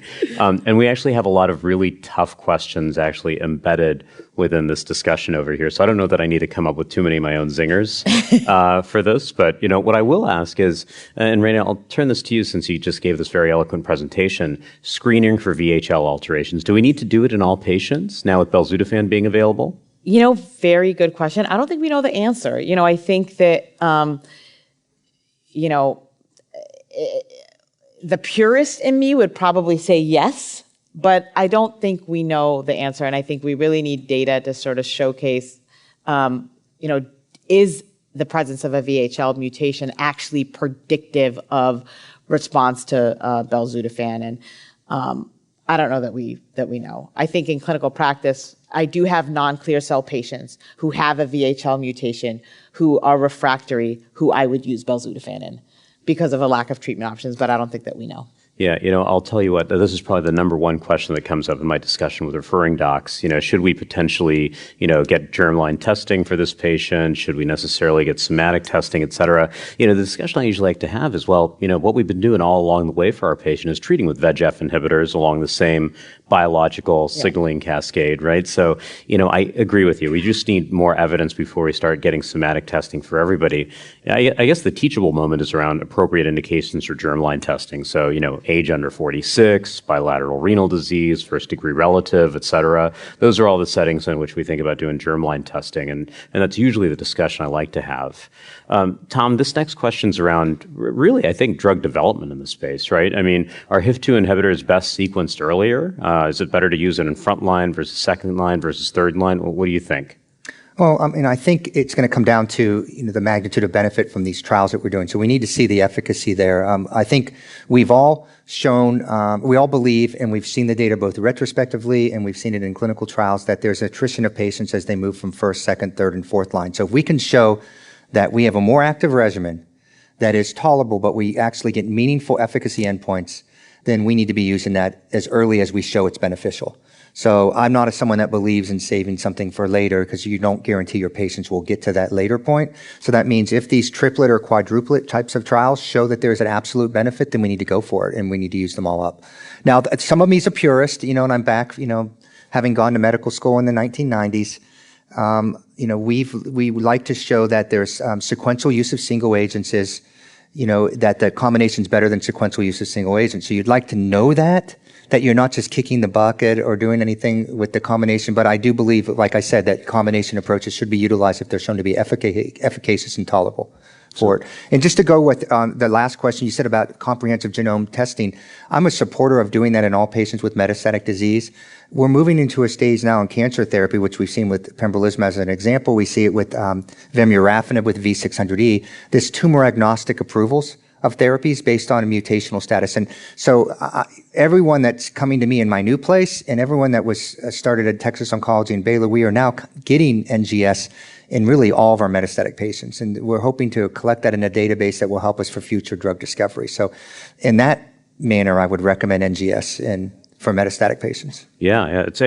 I suppose it's probably not a contentious issue in many cancer types. What about renal cell, Tian? I mean, are you profiling all your patients walking through the door? I don't profile all of them. I do profile patients who who are younger, and some of the variant histologies. I will go after some sequencing. The most, clear cell kidney cancer, because we don't have a targetable mutation in that refractory setting. I'm not routinely testing right now, but I think it's a good source for research, as Tom has pointed out. And hopefully we do find some good targets to go after in future settings. And if so, if we have approved targeted therapies in that refractory space, then that would be one reason to have routine testing for all. Interesting, yeah. Well, I think, Monty, just a question for them all. Do anyone on the stage feel that it's going to be a de-intensified regimen of one or two drugs that cures this cancer? Or, or do we think it's going to be like many of our other regimens that get the job done, which is going to be a multi-pronged attack with a variety? And Yeah, no, absolutely. I mean, I think it's going to be a multi-pronged attack, Yes. and I think we've got to figure out a way how we can leverage IO. You know, we've already made great gains with Nivo/Ipi. How do we take that tail on the curve from, 10 to 20% to 30 to 40%, like is being seen with melanoma? Are we going to do it with additional IO agents? What role is VEGF going to play in that? What role is belzutifan going to play in that? So I think that it's going to be really exciting to see what the future holds. And Monty, it's probably not all, and Tian, you may agree with this, it's not going to be based on your pedigree trial. It's probably not starting off necessarily with everything at once on day one. Maybe this is a regimen you're going until you get to a certain point, like stable disease or something, then you're adding something in, CAR T therapy or cellular immunotherapy, something else to kind of continue to work. I mean, I see that type of an approach, those novel designs and trials. Yeah, I can definitely see the crystal ball holding something like that in the future. Absolutely. In present state though, right? Let's say somebody walks into your clinic, Rana, very educated patient comes in with their Tempest report or what have you and says, well, Dr. McKay, I've got a SETD2 mutation, doesn't say VHL here anywhere, but you want to prescribe to me belzutifan. Why? Well, I mean, I think that if they're clear cell RCC, I mean, it's the pathway that's driving the disease. The other thing that I will say is, what specimen got sequenced? Was it an adequate sequencing report? I just don't think we yet have the data to deny somebody who's clear cell getting belzutifan in an era where we don't actually have a ton of drugs with different mechanisms of action. I wouldn't ever hold something back because of a report that said that they lacked a VHL mutation. So I think it's certainly an area for discussion, but we haven't proven that a lack of a VHL in a clear cell patient is evidence of lack of response. Yeah, I tend to agree with you. On the subject of genomic profiling, I always wonder if it's, one of two things that drives sort of this diminishing return with belzutifan across lines of therapy, right? I wonder if it's the protoplasm of the patient, right? They're progressively, less functional, more anemic at baseline, et cetera. All these things sort of limit our ability to deliver therapy. And then, as I think you've alluded to, I wonder if the biology changes, right? Maybe they take on a more anaplastic phenotype. Maybe VHL is a less critical driver of the disease in that setting. So I think these things can definitely change over time. Some of these questions are somewhat interrelated, so I'm going to blend these together. And maybe I'll lean on one of the questions that's spelled out here more concretely. How do you pick between tivozanib and belzutifan, Tian? Oh, gosh. Well, we touched on that a little bit earlier.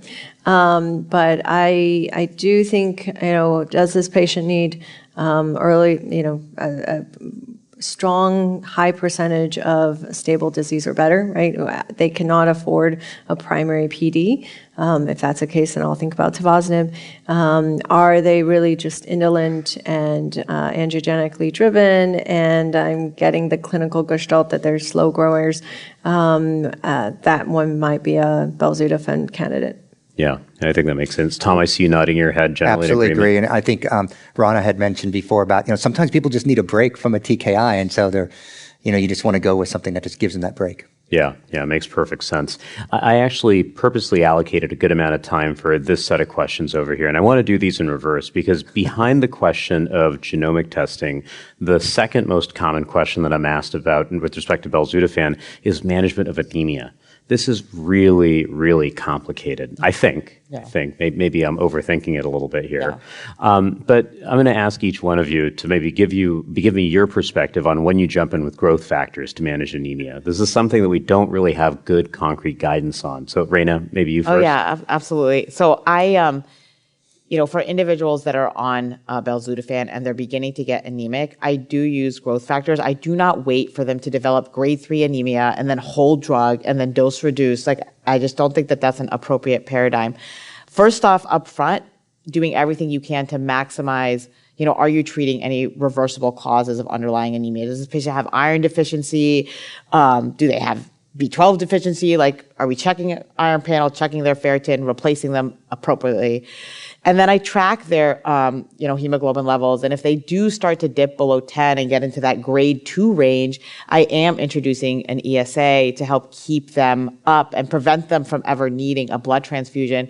And usually you kind of will give 2 or 3 doses and they kind of bounce right back.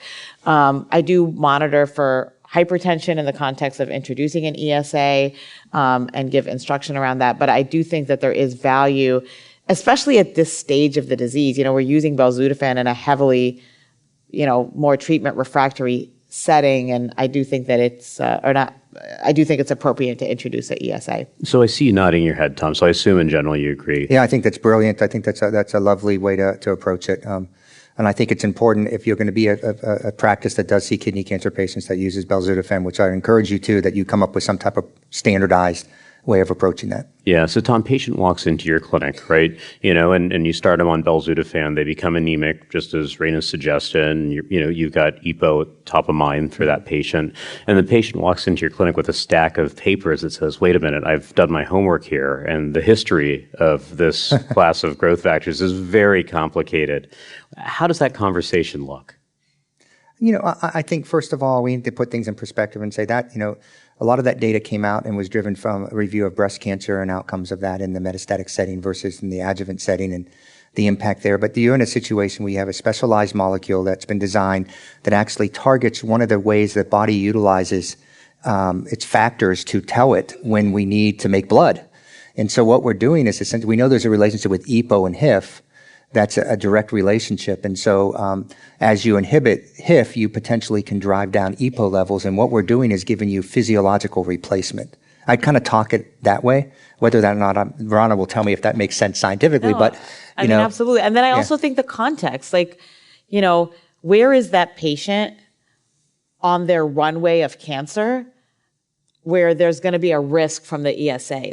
These are later stage patients. What's the overall survival of that individual when you're actually introducing belzutifan? A year and a half? So I think when we're kind of balancing the risk benefit, it just doesn't pan out, Yeah, so I'm going to pick on Tom a little bit because he's a pharmacologist also, on top of being a world-class physician, and I've seen him give brilliant talks on the subject here. So, the patient actually has a PhD also in pharmacology, and actually says, well, Tom, I've been over the literature and I've seen the phase 1 data, and gosh, when we're looking at HIF2 inhibitors, it looks as though EPO levels are actually a pharmacodynamic biomarker of activity here, right? Yeah. And you're giving me EPO. What the heck?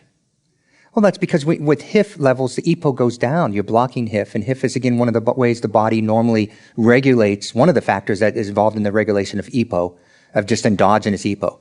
And so we're actually helping the body. But there's no effect that giving EPO is somehow going to have a negative effect on your cancer. I mean, we have no reason to think that. There's not going to be any loop that's been proven that way. It has not panned out. The clinical trials that were done, are you going to say that that's not true? No. I completely agree with you. Yeah. I would support you.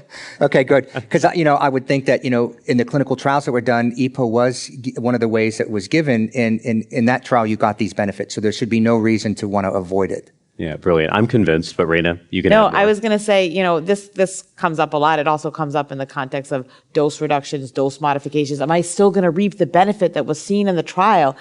And in actuality, yes, because the patients on the efficacy data that is presented is reflective of what happened to the individuals on treatment. It's reflective of the dose modifications that took place, the dose discontinuations, the utilization of ESAs. So that portfolio ended up yielding X efficacy data. So it is looped into that. So I try to explain that, in discussions with patients that's okay. These trials, when patients are on these trials, they're not maintained at that dose in this paradigm the 100% of the time that they're on treatment, Right. Yeah, well said. Like I said, I'm convinced. You've sold me on this. I appreciate that. The second bullet point over here, because again, we're going in reverse. I think we could probably all concur that PFTs aren't always necessary, ahead of doing HIF2 alpha inhibitors. This first question is one that I struggle with a lot: management of hypoxia. So a patient comes into your clinic, Rana, you get pulse ox, and it measures at 93% resting. What do you think? In a scenario like that, are you using Bell? Are you kind of holding back a little bit? Let's say the patient's been through 3 prior TKIs. I mean, if they don't necessarily have additional treatment options, I am using belzutifan. We're closely monitoring the patient. We're giving them instructions, or I may tell them go on Amazon and buy a pulse ox. Mm-hmm. Let me know how you're doing, how you're feeling. I think if they do drop down below 92, 90, thinking about a dose modification. I think where I've gotten actually a little bit burned with regards to the hypoxia is in patients who actually have lymphangitic spread and have sort of kind of like, not to say occult high volume disease in their lungs, and you can really get into trouble. So I think, really making sure that you're looking at the patient's CT scan. Do they have a lot of fibrosis, interstitial scarring? Do they have underlying COPD? I think these are all things that can impact the utilization of belzutifan. Yeah, brilliant. It's a bit of a challenging situation with lymphangitic disease because you assume that's a very rapid growth pattern. And you think about using belzutifan where the kinetics of response are kind of slow, right? So it's a very, very tricky situation. Very, very tricky situation. One last zinger here for you, Tom. What if that patient's pulse ox was 91%? Sure. I think it's the same thing. Where are you at in your treatment? What are your other options you have? But if it's that, when it's the one and you just have that shared decision-making process with them, and what I found in my experience, they get their pulse ox. Some of them are actually lowering the dose before even calling me. They've done things because they watch it. Sometimes all they had, as that drops, all they need to do is get up and move around a bit and it comes back up. And so it's just really education and keeping that line of communication up with you. And great point. Tian, you were going to mention something? Well, I was, when we see that, and, I would get a walking sat, right, making sure that at baseline they're not dropping into the 80s. But then also, when we're seeing hypoxia on treatment, we're also, starting patients on some ambulatory, supplemental oxygen, holding, dose reducing, and all of those supportive care factors are really important to getting patients, maintained on treatment. Brilliant. All right, great discussion around this. I'm going to round things out with a discussion around non-clear cell kidney cancer. We'll go through some tough questions around this particular clinical setting, and there certainly are many. We're going to really take an approach that really limits discussion around biology. There's a terrific review paper written by several outstanding fellows, one of whom, Nazli Disman, is in the room with us here today. And I'm actually going to also skip over this really, I think, well-done table by Rana and one of her medical students, right? Which actually is in Therapeutic Advances. It really is a nice description of all the genomic alterations associated with non-clear cell RCC. But what I will say is this is a very heterogeneous disease, right? It's not by any means a singular disease. And so the approach that I'd like to take on today is to really kind of go through each one of these diseases one by one if possible. So we're going to start with a study that's near and dear to my heart, PAPMET, which is also known as SWOG 1500. So this was a randomized study conducted in patients specifically with papillary RCC. That's about 10 to 15% of all patients with RCC. And it randomized these individuals to either sunitinib as a control arm or cabozantinib, crizotinib, and savolitinib. And the premise of this study is that papillary renal cell carcinoma is a disease that's driven by MET. So the thought here is let's use some MET inhibitors and see whether or not we can improve outcomes. What was actually quite interesting here is that the pure MET inhibitors, crizotinib and savolitinib, really failed to improve clinical outcomes relative to sunitinib. And cabozantinib, with these dual MET and VEGF blocking properties, seemed to offer some advantages in terms of progression-free survival. Now, Pedro Barata, terrific young investigator from Cleveland, actually updated this data. And what's quite interesting is that at this point in time, we haven't demonstrated any survival advantage. So I would say the standard of care in papillary renal cells still remains to be determined. So what does the future hold? There's data for cabozantinib and atezolizumab in combination. Atezolizumab truly really hasn't panned out in renal cell to date. But the response rate in papillary RCC was pretty respectable at 47%. Kelly Fitzgerald and Joe Lee from Sloan Kettering, now Kelly's at UCSF, put together this really nice distillation of data on cabozantinib and nivolumab in an updated report. They also produced a response rate of 47% with cabo and evo. So this is great data. But I want to emphasize here, and I'll keep doing this in this particular section, these are all single-arm trials, so I don't think we can necessarily hang our hat on this. Bevatezo, a regimen that had modest response rates in clear cell renal cell carcinoma, also has modest response rates in papillary RCC at around 25%. What I think is looked at as being quite promising is the combination of len-pembro in this setting. Again, a multi-kinase inhibitor makes sense in non-clear cell disease where the targets are varied. And the response rate in papillary RCC, when I sort of weed that out of this very large study, was around 54%. Now, what about specific MET inhibitors? When we look at them in papillary RCC, Alone, as I'd mentioned in the context of PAPMET, the data didn't look too compelling. But in a single-arm series, if we actually ferret out those patients with MET-driven biology, you actually get a healthier response rate of around 18% or so. So one of the issues in PAPMET, that randomized study that I presented to you earlier, is we didn't ferret out those patients who had MET alterations from the get-go. It took all patients with papillary RCC. So there might actually be some rationale in identifying MET alterations and then treating the patient with a MET inhibitor. This was taken a step further by Cristina Suarez on the right with savolitinib and durvalumab. So with this MET inhibitor IO combination, you can see really healthy response rates of around 53%. So what's next in papillary RCC? People often say, well, gosh, these single-arm studies are great. Let's jump to these in the clinic. I say, wait a minute, let's really be purists here and see if we can do randomized trials. So in the top left is a study that's being led by Ben Mon from the University of Utah. It's a follow-up to PAPMET. It's called PAPMET 2, and it's cabozantinib plus or minus atezolizumab. And this is an important study restricted to patients with papillary RCC. There's a study that, in my mind, maybe has a little less biological justification called PAXI-PEM that's looking at axitinib and pembrolizumab versus axitinib.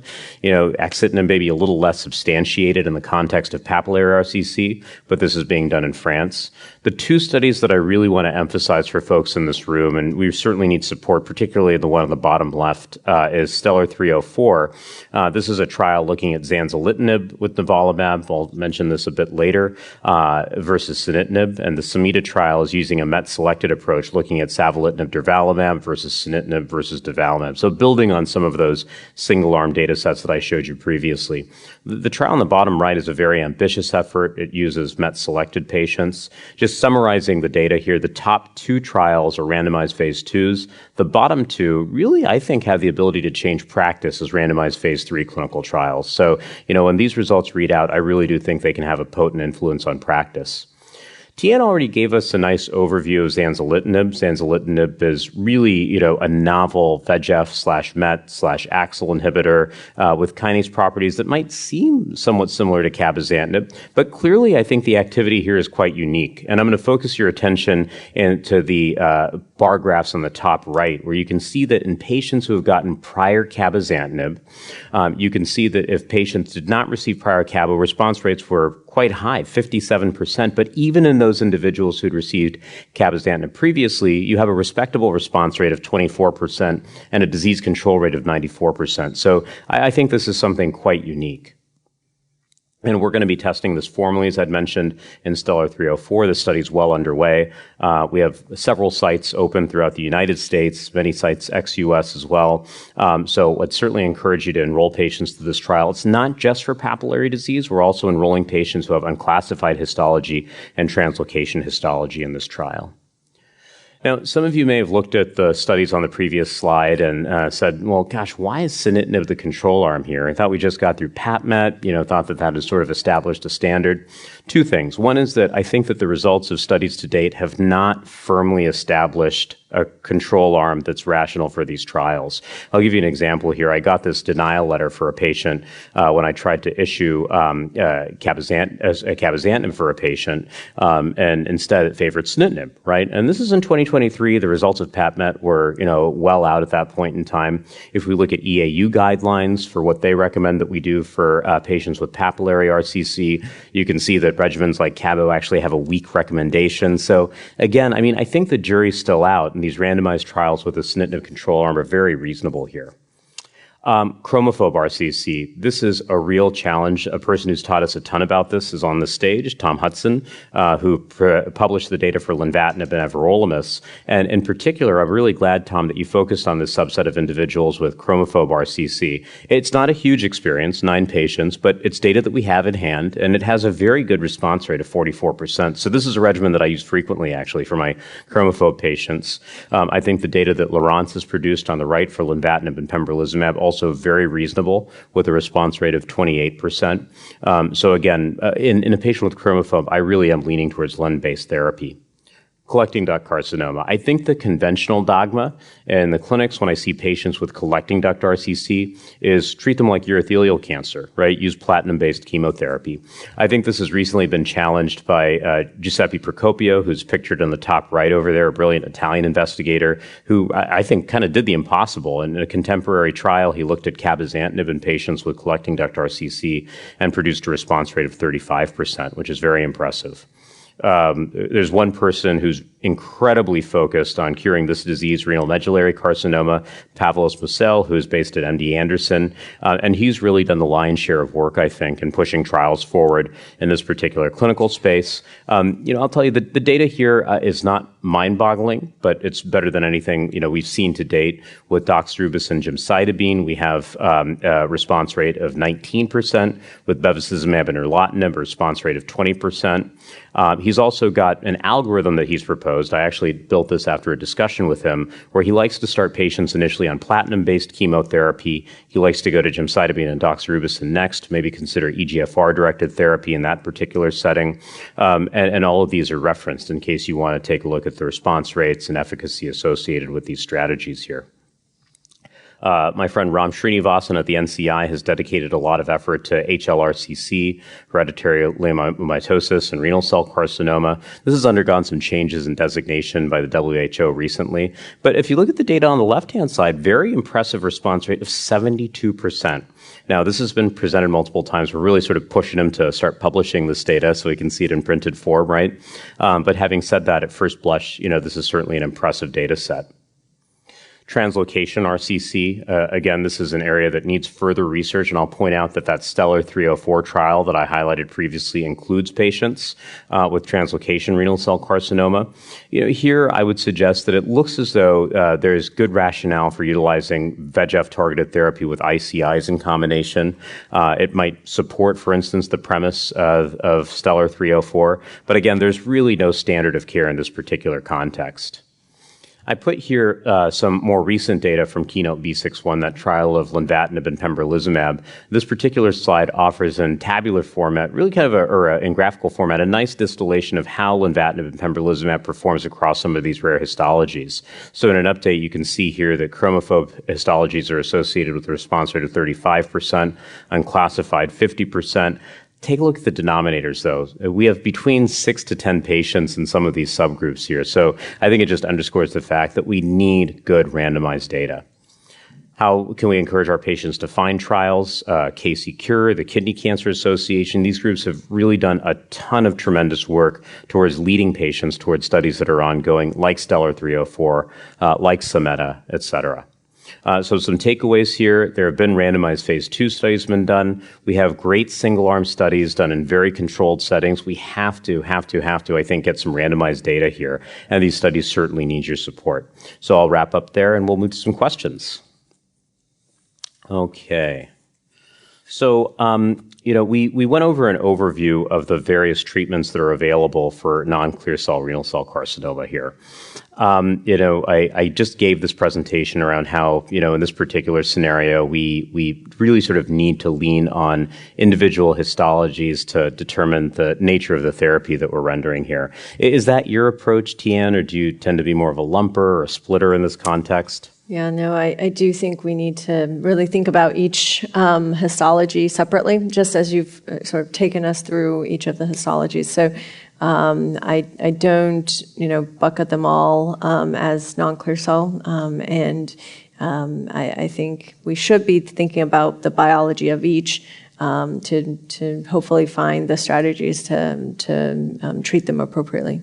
Yeah, that makes sense. And maybe we'll go to some specific scenarios here. So, Rana, this third bullet point over here, I want to get your opinion on this. 64-year-old patient, let's say good functional status. Let's say they have a fairly indolent pattern of metastatic disease, not incredibly rapid tempo of growth.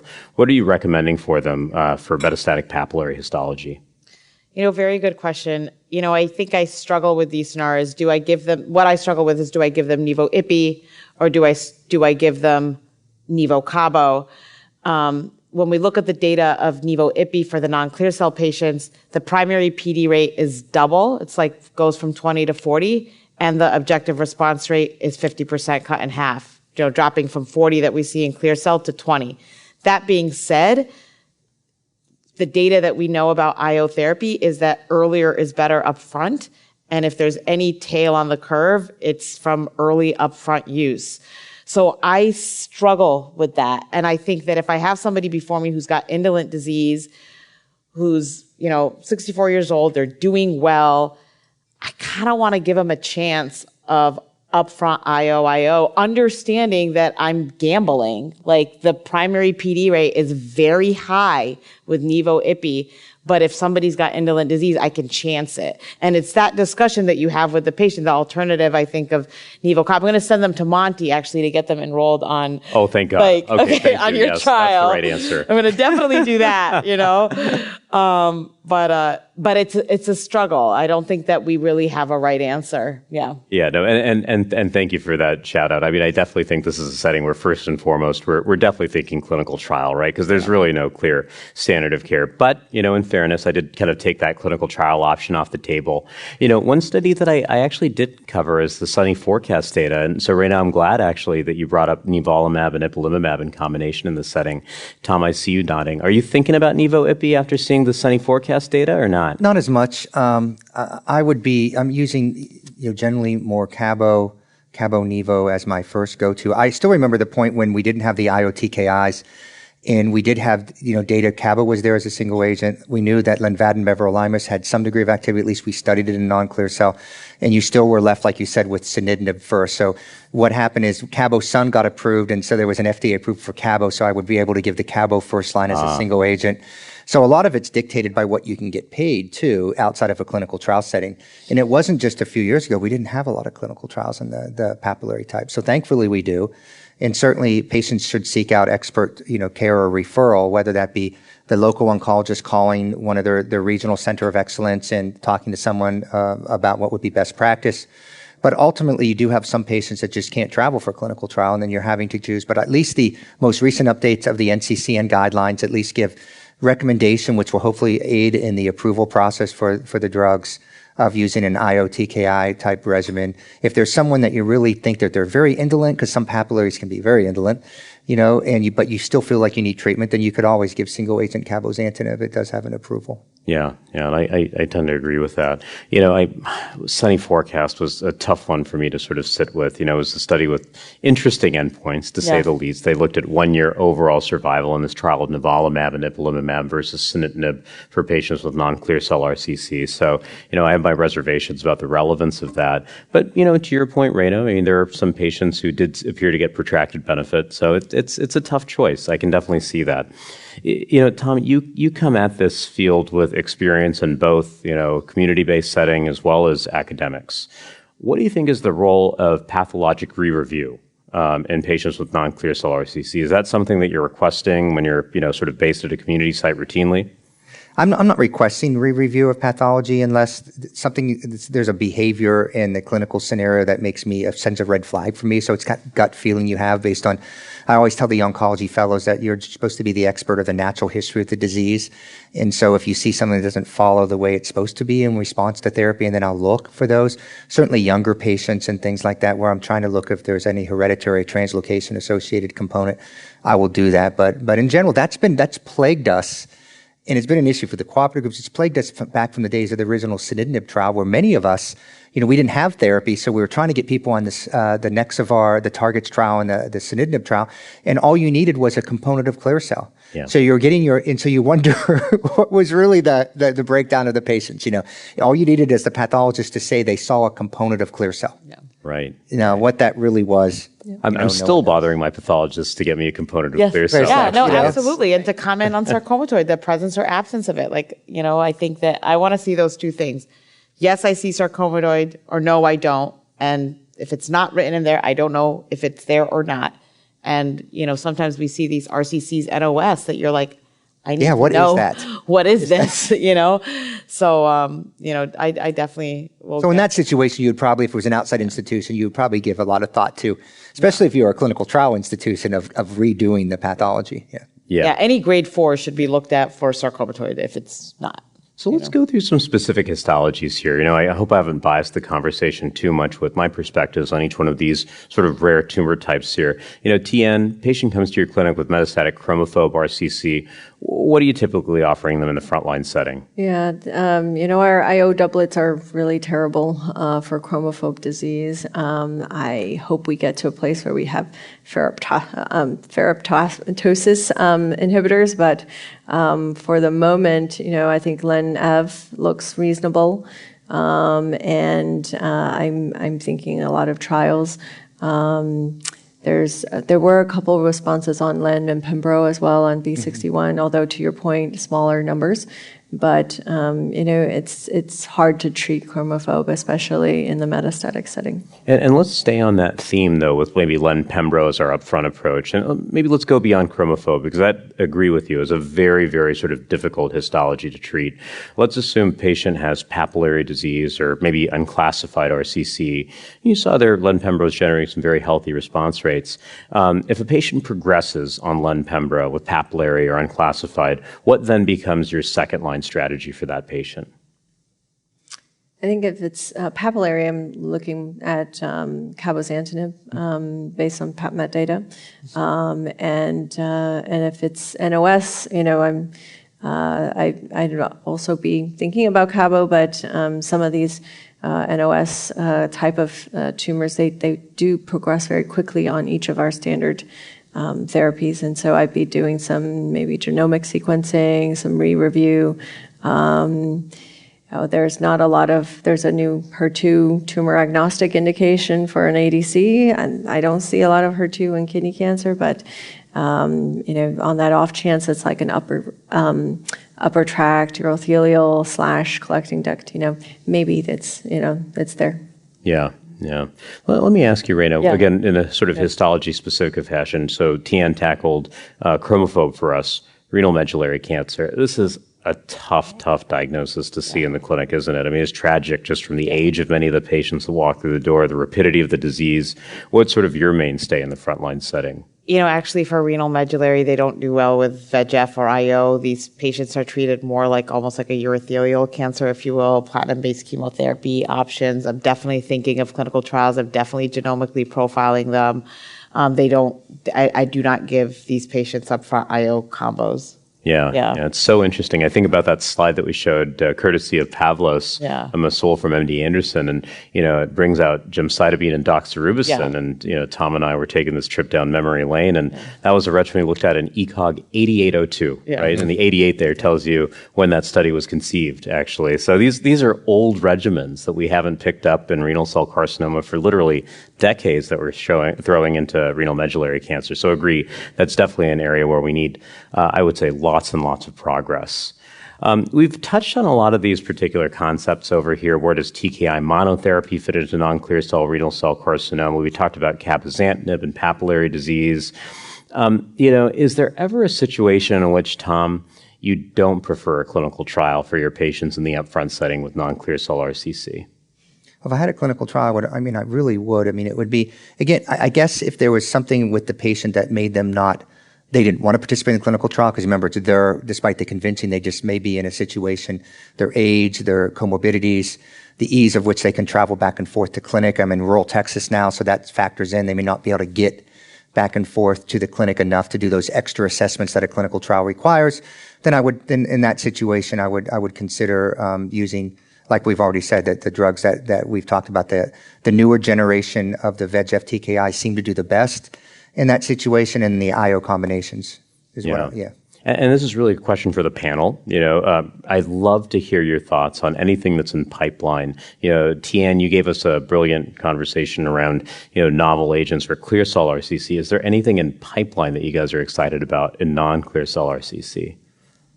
I'm looking forward to the zanzalintinib 304 trial that you presented. I think that we should go really drill down on each histology and figure out what works in that particular histology type.